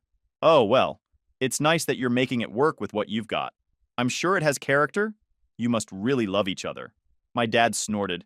Must be that handyman charm. Built her some shelves, and boom, true love. Nina kept her smile, but I felt her grip tighten slightly under the table. After dinner, my dad cleared his throat dramatically, like he was about to give a toast or stage an intervention. I knew whatever was coming next wasn't going to be anything good. Marcus, we wanted to talk to you about something important, he began. As you know, family needs to stick together during difficult times. My mom jumped in. Your sister has been going through a career transition, and it's put some temporary strain on all of us. I noticed they were careful not to say financial strain or admit Celia was unemployed, still keeping up appearances. For years, Celia has been so generous with us, my dad continued. She's helped us enjoy our retirement, make some home improvements, travel a bit. And now it's time for you to step up, my mom added, looking directly at me. We've always been there for you, Marcus. We put food on the table, clothes on your back, sent you to school. I almost laughed. I'd been financially independent since 18, worked through community college myself, never asked them for a dime. What are you asking for exactly? I said, keeping my voice neutral. My parents exchanged a look. Well, my dad said, we have some expenses coming up. The house needs a new roof, and your mother's car is having issues. So you want me to pay for those things? I clarified. My mom looked offended. We're not asking for handouts, Marcus. We're just saying that family supports each other. Celia has always understood that. I glanced at my sister, who was staring down at her plate. She wouldn't meet my eyes. How much? I asked simply. My dad bluntly said, about $20,000 would help us get through the next few months. The room went silent. $20,000. From their Target cashier son. I set down my fork carefully. And you think I have that kind of money? Well, not all at once, obviously, my mom said quickly. But Celia mentioned you've been doing some property management on the side. Surely you have some savings. I looked at Celia, who finally met my eyes. She looked ashamed. I didn't tell them anything specific, she said quietly. They just wouldn't stop asking. I nodded slowly, then turned back to my parents. Let me get this straight. For years, you've made fun of my job, called me a failure, compared me to Celia at every opportunity. You've belittled everything I've done, never bothered to ask about my life, didn't even know I've had a girlfriend for 2 years. And now you want me to give you money? Now that's not fair, my dad started. My grandpa cut him off. Actually, I think it's perfectly fair. Everyone turned to look at him. My grandpa rarely intervened in family disputes.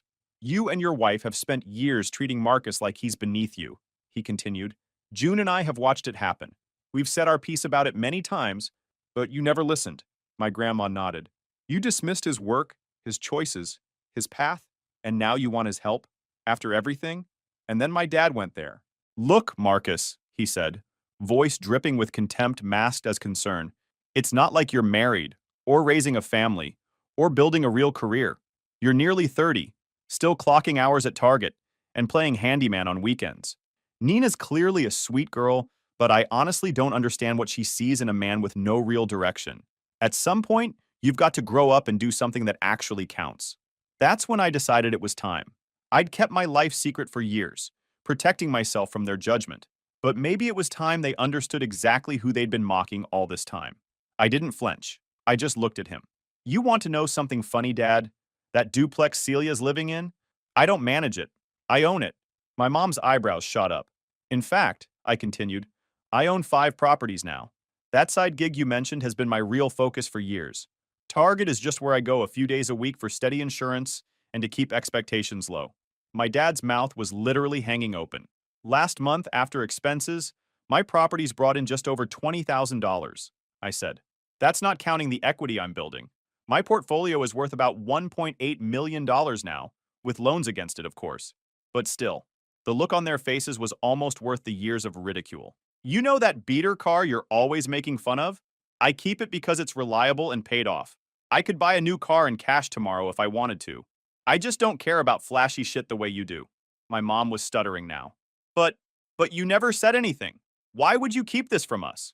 Because nothing I ever did was good enough for you, I replied calmly. So I stopped trying to prove myself. I built my life quietly, on my terms. And here's something else you don't know, I said, turning to my grandparents. I've been paying Walter and June's rent for the past year, and covering their health insurance gap payments, My parents' heads whipped toward my grandparents, who were smiling softly. Marcus insisted, my grandma said. We told him we were fine, but he wouldn't hear it. And there's one more thing, my grandpa added. Last month, we made Marcus the trustee of our estate.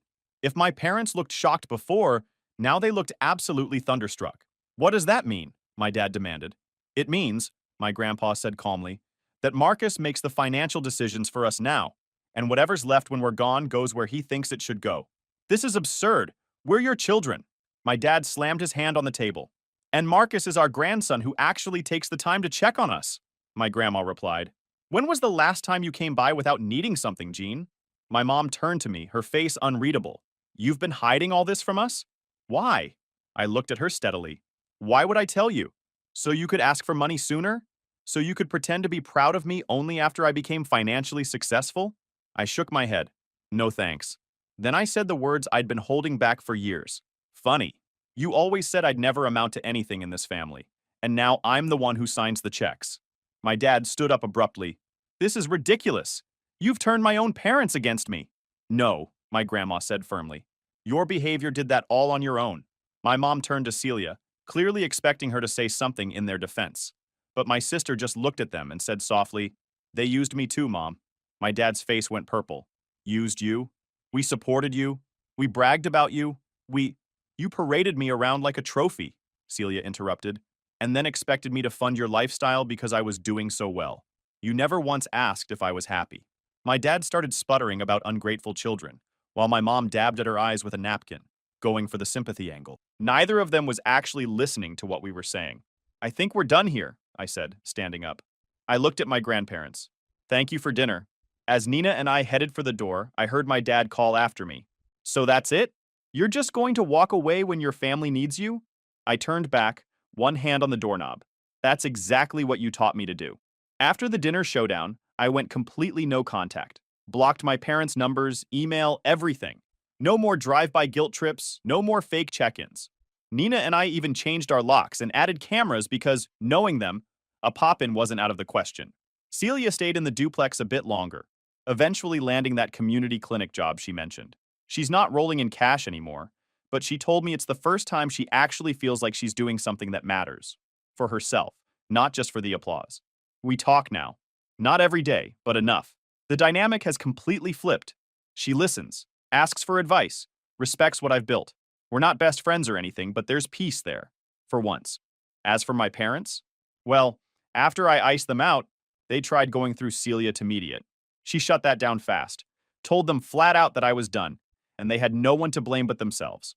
My dad apparently had a meltdown when he found out I transferred the trustee power of attorney to a lawyer, so even my grandparents' estate is now completely locked out of his reach.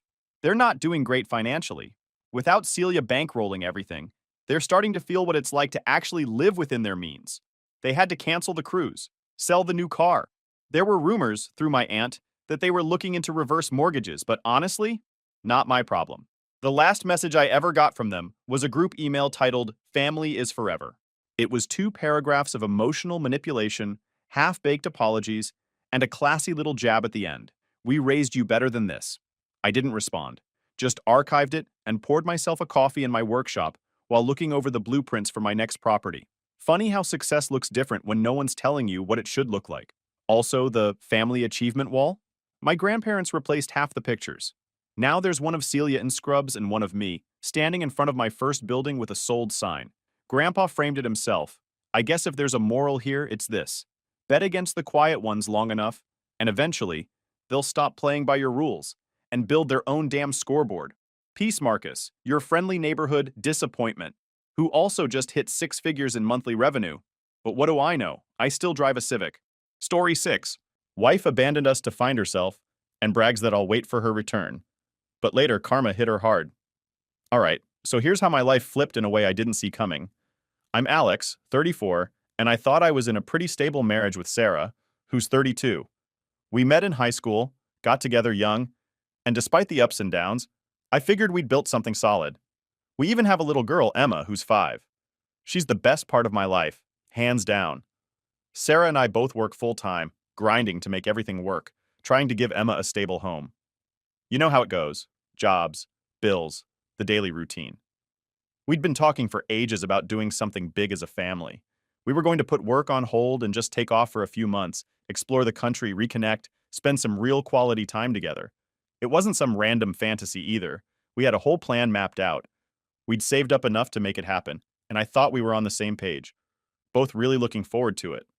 But man, was I wrong. Lately, I'd noticed Sarah seemed off. Not in an obvious way, but she was just distant. She'd zone out in the middle of conversations, stay up late scrolling on her phone, say she was stressed or tired whenever I asked her what was up. I assumed it was work, or just the general burnout from juggling everything. I mean, we'd both been doing the same grind for years now, so I didn't think too much of it. I figured once we got on this trip, away from everything, things would get back to normal. Big mistake on my part. One day I come home from work, and Emma's already at my parents' house. My folks were watching her for the afternoon since I was working late, so the house was quiet when I walked in. I dropped my stuff and headed into the kitchen, thinking maybe I'd start dinner or catch up on the bills, and there it was, a note on the kitchen counter. Just a simple piece of paper folded in half, with my name scribbled on it. No frills, nothing that screamed important. But when I saw her handwriting, my stomach dropped. I picked it up, barely breathing, because some instinct told me this was bad. The note was short, just a couple of lines, and I swear the words hit me like a punch to the gut. It read, "Alex, I need some time to figure things out. I'm sorry, but I have to do this on my own. I'll be back when I'm ready." That was it. Nothing about when she'd be back, why she was leaving, or even where she was going. She'd just gone.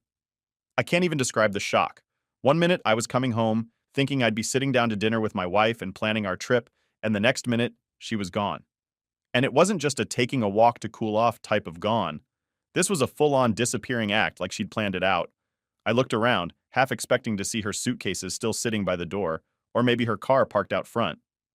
But nope, her things were gone, and her car was nowhere to be seen. I just stood there, reading and rereading that note, trying to wrap my head around it. It didn't feel real. I kept thinking, there's no way she'd just walk out like this. But the note was there, in her handwriting, and the silence in the house was louder than anything. I checked her closet, hoping this was some weird joke, but I could tell she'd taken a bunch of her clothes. Not all of them, but enough to make it clear she wasn't just running out to clear her head. I called her, of course. The phone rang a few times, then went straight to voicemail. I left a message, trying to keep it calm, asking her to call me back so we could talk. I mean, how do you react to something like this? I didn't want to blow up on her voicemail. I just wanted answers. But after a while, when she didn't call back, I tried again. And again. Straight to voicemail every time. After a few tries, I finally gave up and called my brother Steve. He's always been the practical one, the guy who keeps his head straight when everything's a mess. I told him what happened, that Sarah was gone, and he was quiet for a second before asking me to read him the note. I did, and he let out this long sigh, like he'd seen it coming.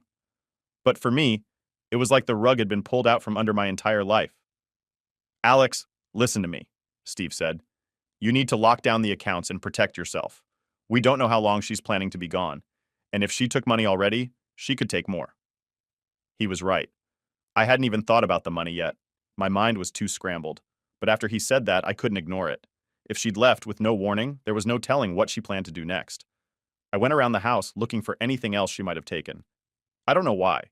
I guess I just needed to know the full damage. But aside from the clothes, a few personal things, and the money, she didn't take much. It was like she'd stripped down her life to just the essentials and walked out. That night, I barely slept. I kept replaying the last few months in my head, looking for any sign I might have missed, anything that hinted this was coming. But there was nothing. She'd acted distant, sure, but not like someone who was about to abandon her family. I kept hoping I'd wake up and find out this was some messed up dream, but the reality of it was impossible to ignore. The hardest part, though, was figuring out what to tell Emma. She was too young to understand why her mom would leave, and I didn't have an answer to give her. The next day, I picked her up from my parents' house, trying to act normal. I told her that her mom had gone on a little trip and would be back soon, even though I didn't have a clue if that was true. She didn't ask too many questions, but I could tell she was confused. And honestly, so was I. The only thing I knew for sure was that everything had changed and there was no going back. Waking up the next morning felt like being hit by a truck. For a second, I thought maybe it had all been a bad dream, but there it was, the note still on the counter, right where I'd left it. Sarah was gone, and I had no idea when or if she'd be coming back. It didn't feel real. I had to face the fact that my wife had just walked out on our life together, on our daughter, on everything we'd built over the years. Emma woke up as cheerful as ever, totally unaware of what was going on. I plastered on a smile, trying to keep things as normal as possible, but it felt like my whole world was hanging by a thread. She asked if Mommy was still on her trip, and I nodded, keeping it vague, not really knowing how to explain it to a 5-year-old. I was barely wrapping my own head around it. After breakfast, I tried calling Sarah again, straight to voicemail, just like last night. I left another message, asking her to please just call back, to at least let me know she was safe. But something told me that she wasn't going to respond, at least not anytime soon. The silence felt deafening. I decided to reach out to her closest friend, Jen, thinking maybe she'd know something. Jen and Sarah had been friends since college, and I figured if anyone would have a clue about what was going on, it'd be her. I called Jen, trying to keep it together, but my voice cracked as I explained everything. Wait, what? She just left? Jen sounded shocked, genuinely caught off guard. I haven't heard anything about this, Alex. She didn't say a word to me about needing space or wanting to leave. Her reaction confirmed what I was afraid of. Sarah hadn't even confided in her best friend. This wasn't just some random trip. It was something she'd planned and kept hidden. Jen told me she'd try to reach out to Sarah, maybe see if she'd pick up the call.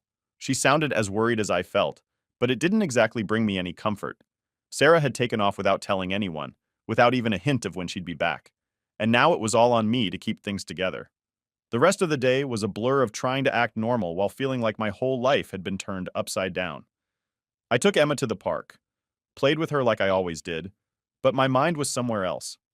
Every time she laughed or asked me a question, it was like a stab to the heart. I couldn't shake the image of Sarah leaving us without a second thought, leaving me to answer questions I didn't have the answers to. That night, after Emma was asleep, I finally sat down and let myself process everything. I thought about all the times that Sarah had seemed distant over the last few months. I thought about her staying up late on her phone, her saying she felt stuck and needed to find herself. At the time, I'd thought she was just stressed. I'd offered to help, to talk it out, but she'd always brush me off. And now, looking back, I realized she must have been planning this for a while. In the quiet of the house, it hit me just how alone I felt. This wasn't some small fight we'd bounce back from. This was real, and it was ripping my life apart in a way I hadn't expected. I tried to remember what Steve had told me the night before, about locking down the accounts, protecting what was left. I'd already put holds on the joint accounts and canceled the shared credit cards, but there was still this gnawing feeling that I hadn't done enough.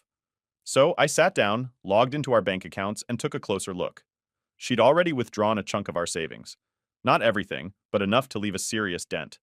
I'd worked hard to save that money, and now half of it was gone. I felt this mix of anger and betrayal boiling up inside me. I kept picturing Sarah somewhere, carefree, living her new life, while I was left picking up the pieces. I decided to check her social media, just to see if she'd posted anything, if there was any hint about where she was or what she was doing. I wasn't even sure I wanted to know, but I couldn't help myself. And there it was. A new post on her Instagram from a few hours earlier. She was on some beach, sunglasses on, with this big, carefree smile. The caption read, "Finally feeling free." I sat there, staring at that photo, feeling like I was seeing a stranger. This wasn't the Sarah I thought I knew. She was out there, living her best life or whatever, while I was at home, trying to explain to our daughter why her mom wasn't around.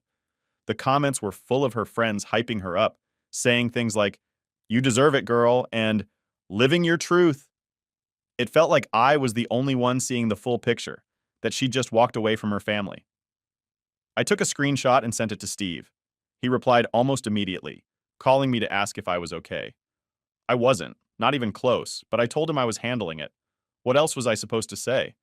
I wasn't going to break down on the phone, even though that's exactly how I felt. Steve told me I needed to think about what my next steps were, that I couldn't just wait around for her to decide if she wanted to come back. And he was right. I couldn't keep pretending like this was temporary, like she'd just gone off on a quick trip and would be back any day now. She'd made her choice, and now I had to figure out how to move forward. But it was easier said than done. The next few days, I kept going through the motions, taking care of Emma, going to work, pretending everything was normal when it was anything but. I was barely holding it together, and every time I looked at Emma, I felt this crushing weight of responsibility. I'd always pictured us as a family, working through things together. But now it was just me and her. I had no idea how to explain any of this to her, and I didn't even know if I could. One night, after I'd put Emma to bed, I sat down and just let myself feel it. The anger, the sadness, the betrayal. I thought about all the years we'd spent building a life together, all the sacrifices we'd made, and now it was like none of it mattered to her. She was out there, living free, and I was left here, alone, trying to pick up the pieces for our daughter. And that's when I realized that I couldn't keep waiting around for her to decide what she wanted. Sarah had made her choice, and it didn't include me or Emma. It hurt like hell, but I knew that I had to start focusing on what was best for us. I wasn't going to let her keep us in limbo, waiting for her to figure out if we were worth coming back for. The next day, I called a lawyer. I didn't know if I was ready to file for divorce, but I needed to know my options. I needed to understand what I could do to protect myself and Emma. I felt like I was finally taking a step forward, even if it was a small one. This wasn't the life I'd planned, but it was the one I had now, and I was going to do whatever I had to do to make it work for us. After that call to the lawyer, I thought things might start getting clearer, that maybe I'd get a sense of control, but if anything, it just made me realize how far gone Sarah really was. This wasn't just a temporary thing, she'd made her choice, and I was left to deal with the fallout. The lawyer had explained my options, mostly just legal terms that felt way over my head, but the main point stuck. If Sarah didn't come back, I needed to prepare for a possible divorce. But here's the thing. There were still so many unanswered questions buzzing around in my head, keeping me up at night. Where was she? What was she even doing? I mean, yeah, she'd posted that one Instagram pic of herself on the beach, all smiles, living her so-called best life. But that didn't tell me why she'd left or how long she planned to be gone. So one night, I did something I never thought I'd do. I logged into Sarah's old email account. Look, I know it sounds bad, but I was desperate. I needed answers, and she wasn't giving me any, so this felt like my only option. Besides, I knew she barely used that email except for junk mail and random subscriptions. I figured if there was any clue, it'd be there. The inbox was pretty much what I expected, tons of spam, newsletters, promotions, but as I was scrolling through, I noticed a few emails that stood out. They were from a dating app, notifications about messages she'd received. My heart sank as I opened one. It was from some guy named Mike, and the conversation wasn't just friendly. She'd been chatting with him for weeks, maybe longer. There were more messages from other guys too, all over the last few months. I felt sick reading through them, seeing how she'd been living this double life. Here I was, thinking we were just a regular couple, planning a big trip to reconnect, and she'd been out there, building connections with complete strangers. And I couldn't ignore the dates on those messages. They lined up perfectly with the times she'd seemed stressed or needed a night out with friends. As if that wasn't bad enough, I kept digging. One of the emails had a link to a shared photo album on her account. Curiosity got the better of me, and I clicked on it. The photos were all recent. Her at the beach, her at a fancy bar, her with some guy's arm around her shoulders. It was like looking at a stranger. This wasn't the Sarah I knew, the woman I thought I'd spend my life with. She was someone else entirely, someone who could walk out on her family without a second thought. I shut the laptop and just sat there, trying to process everything. I felt betrayed, humiliated, angry. It was all mixed together in this boiling mess that I couldn't control. Part of me wanted to call her, scream at her, demand answers. But I knew it'd be pointless. She'd made her choice, and no amount of yelling was going to change that. The next morning, I tried to act normal for Emma's sake. She still didn't know the details, thank God, and I didn't want her to pick up on my anger or confusion. But every time she asked about her mom, every innocent question, every look of hope on her face, it broke me a little more. How was I supposed to explain to her that her mom had chosen a completely different life? One that didn't include us? Steve called me later that day, just to check in. I hadn't told him about what I'd found, mostly because I was embarrassed. It felt like I'd been duped, like I was the last person to realize what was going on. But Steve could tell something was off, so eventually, I just let it spill. I told him about the dating app, the photos, everything. He was silent for a moment before he finally said, "Alex, you didn't deserve any of this, none of it. She's the one who messed up, not you." It felt good to hear that, but it didn't exactly solve anything. I still had to figure out what to do next. The lawyer had mentioned that if Sarah didn't come back, I could pursue a divorce for abandonment, but the thought of actually ending things that way was heavy. I mean, I never thought I'd be in this position. We'd built a life together, made promises, had a kid, and now it was all slipping through my fingers. That night, I lay awake, running through a million scenarios in my head. What if I confronted her about everything I'd found? What if I just filed for divorce and got it over with? But with every option, I kept coming back to Emma. She was the one I had to think about, the one who deserved stability in her life. I wasn't going to let Sarah's mess ruin Emma's childhood. The next morning, I decided to take Emma to the park. She deserved a day where things felt normal, even if it was just for a few hours. Watching her play, laughing and running around like everything was fine, made me realize just how much I needed to be strong for her. She was my reason for pushing forward, even if the rest of my life felt like it was falling apart. At one point, Emma stopped playing and ran over to me. She looked up at me, her big, innocent eyes filled with a question I knew was coming. "Daddy, when is Mommy coming home?" I took a deep breath, feeling that familiar pang of sadness mixed with frustration. I kneeled down, trying to look as calm as possible. "I don't know, sweetie," I said, forcing a smile. "But I promise I'll always be here, okay?" She nodded, but I could tell she wasn't satisfied with that answer. She just hugged me, holding on tight, and I hugged her back, hoping that somehow I could protect her from the reality of everything that was happening. Later that evening, I finally made up my mind. I couldn't keep living in limbo, waiting around for Sarah to decide if we were worth coming back to. I was going to take the next steps, whatever that meant, to protect Emma and myself. Whether that was officially filing for divorce or just moving on emotionally, I didn't know yet. But I couldn't keep living like this, trapped between what my life had been and what it had become. As I sat there, thinking about the future, I realized that maybe, just maybe, this was my chance to build something new. A life where Emma and I were happy, even if it was just the two of us. Thanksgiving was coming up fast, and honestly, I didn't know how to handle it. The holidays are a big deal in my family. We always get together, eat way too much, and talk about everything going on in our lives. This year was going to be different, though. Everyone knew Sarah was gone, but they didn't know the full story. I hadn't told anyone about the dating app, the random guys, or the beach photos, and I didn't plan to. It was too humiliating. And besides, I didn't want everyone's pity. I just wanted to get through the day without falling apart. I decided to bring Emma to my parents' house for Thanksgiving. She'd been asking about her mom, and every time, I just told her that Sarah was still on her trip and that it was just the two of us right now. She seemed to accept it, but I could tell she missed Sarah. And that crushed me because I couldn't make any promises that her mom would be back. Heck, I didn't even know if I wanted her back at this point. The morning of Thanksgiving, as I'm getting Emma dressed and trying to keep my own nerves in check, I get a text from Sarah. I hadn't heard from her since she left, so seeing her name pop up made my stomach drop. All it said was, "I'd like to come by and see Emma today." Just like that. No apology, no explanation, no acknowledgement of what she'd done, just a casual text, as if we were still on normal terms. I stared at my phone, trying to figure out what to do. Part of me wanted to say no, to tell her she couldn't just pop in whenever it was convenient for her. But Emma was 5, and she didn't deserve to be hurt any more than she already was. I texted back, "We'll be at my parents' place. You can come by if you want, but don't expect everything to be normal." She replied with a simple, "Okay," and that was it. When we got to my parents' house, everything was set up like usual. My mom was bustling around in the kitchen, and my dad was sitting in his favorite chair, watching the parade with my brother Steve. They greeted me with sympathetic smiles, but they didn't say anything. They'd known me long enough to know that pushing me to talk wasn't going to help. I could tell my mom was worried, though. She kept glancing at me with that look she gets when she wants to fix things, even though she can't. Emma was playing with her cousins when Sarah finally showed up. She walked in like nothing had happened, dressed up, smiling, looking like she'd just come back from a fun weekend trip instead of a month-long disappearance. She made a beeline for Emma, scooping her up in a big hug, and Emma's face lit up. I felt this mix of anger and relief.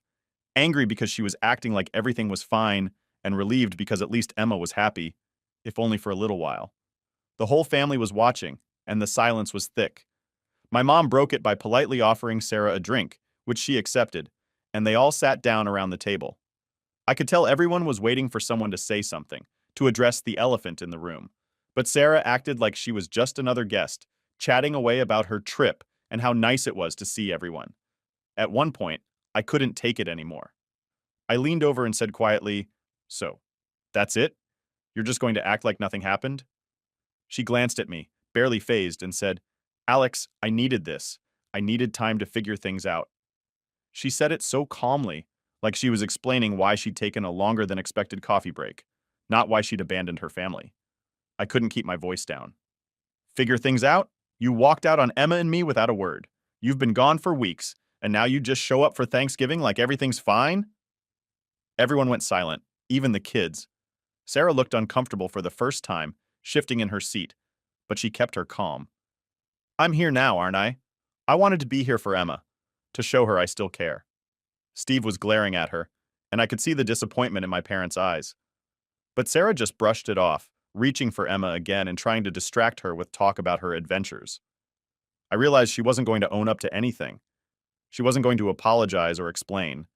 To her, this was all just a minor hiccup in her life, something she could sweep under the rug. The rest of the meal was tense.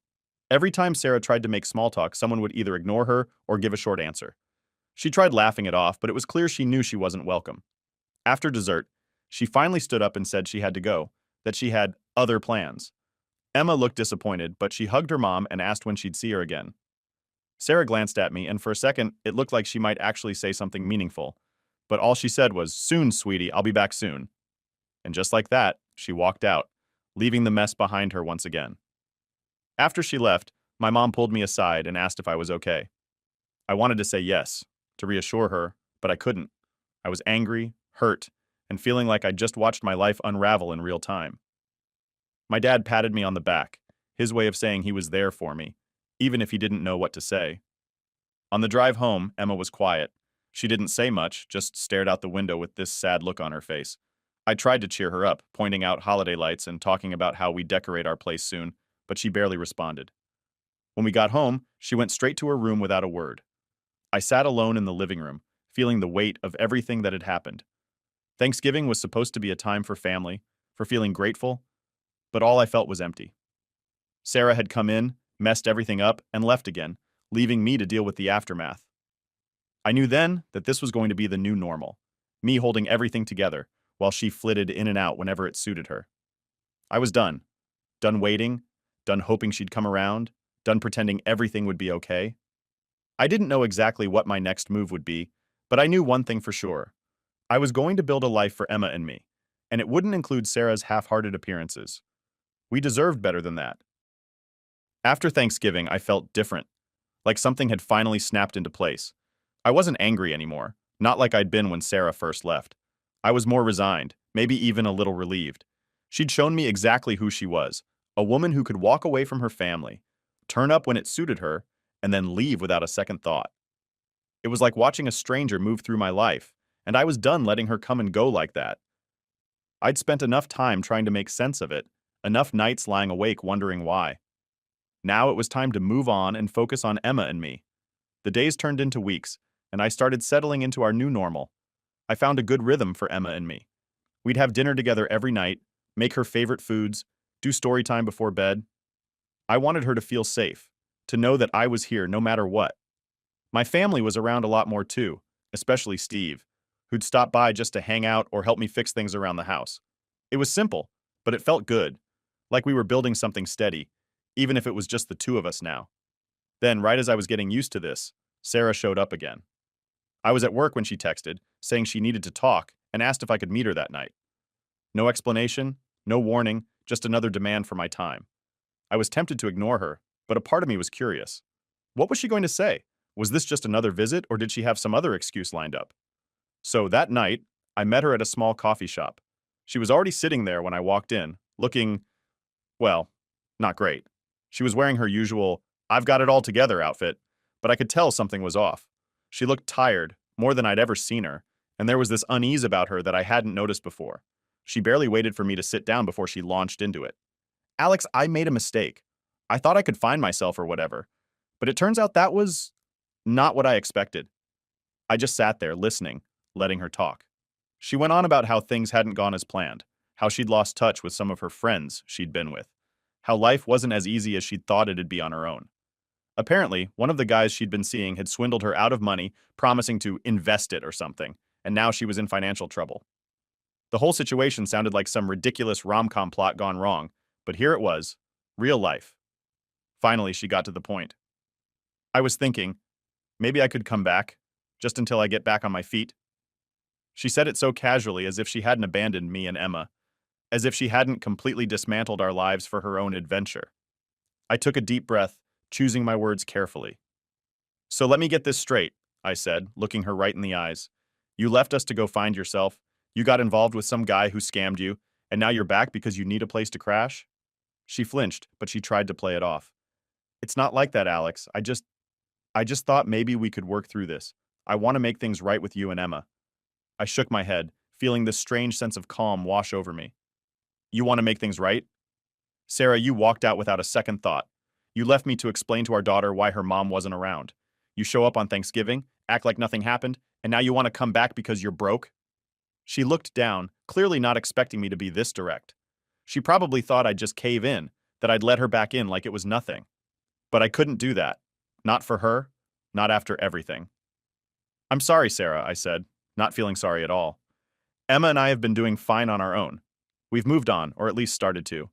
I don't think it's fair to her, or to me, to let you come back just because things didn't go the way you planned. She tried to argue, saying how she'd changed, how she was ready to be a family again, but I could see through it. She hadn't changed. She was just facing the consequences of her actions, and now she wanted an easy way out. But life doesn't work like that. As I stood up to leave, she grabbed my arm. Alex, please, don't do this. I'm begging you. I looked at her hand on my arm, feeling a strange sense of closure. Sarah, you left. And in doing that, you made your choice. I have to do what's best for Emma now, and that means not letting her get hurt again. I walked out, feeling lighter than I had in weeks. It was like a weight had finally been lifted. I'd spent so much time worrying about what I'd done wrong, why she'd left, if there was any way to fix it. But in that moment, I realized that sometimes people make choices you can't control, and all you can do is move forward. Later that night, I called Steve and told him everything. He let out a low whistle and laughed a little. Man, I knew she'd come crawling back eventually. She just didn't realize she'd already burned all her bridges. That pretty much summed it up. She'd burned her bridges with me, and now she was realizing there was no going back.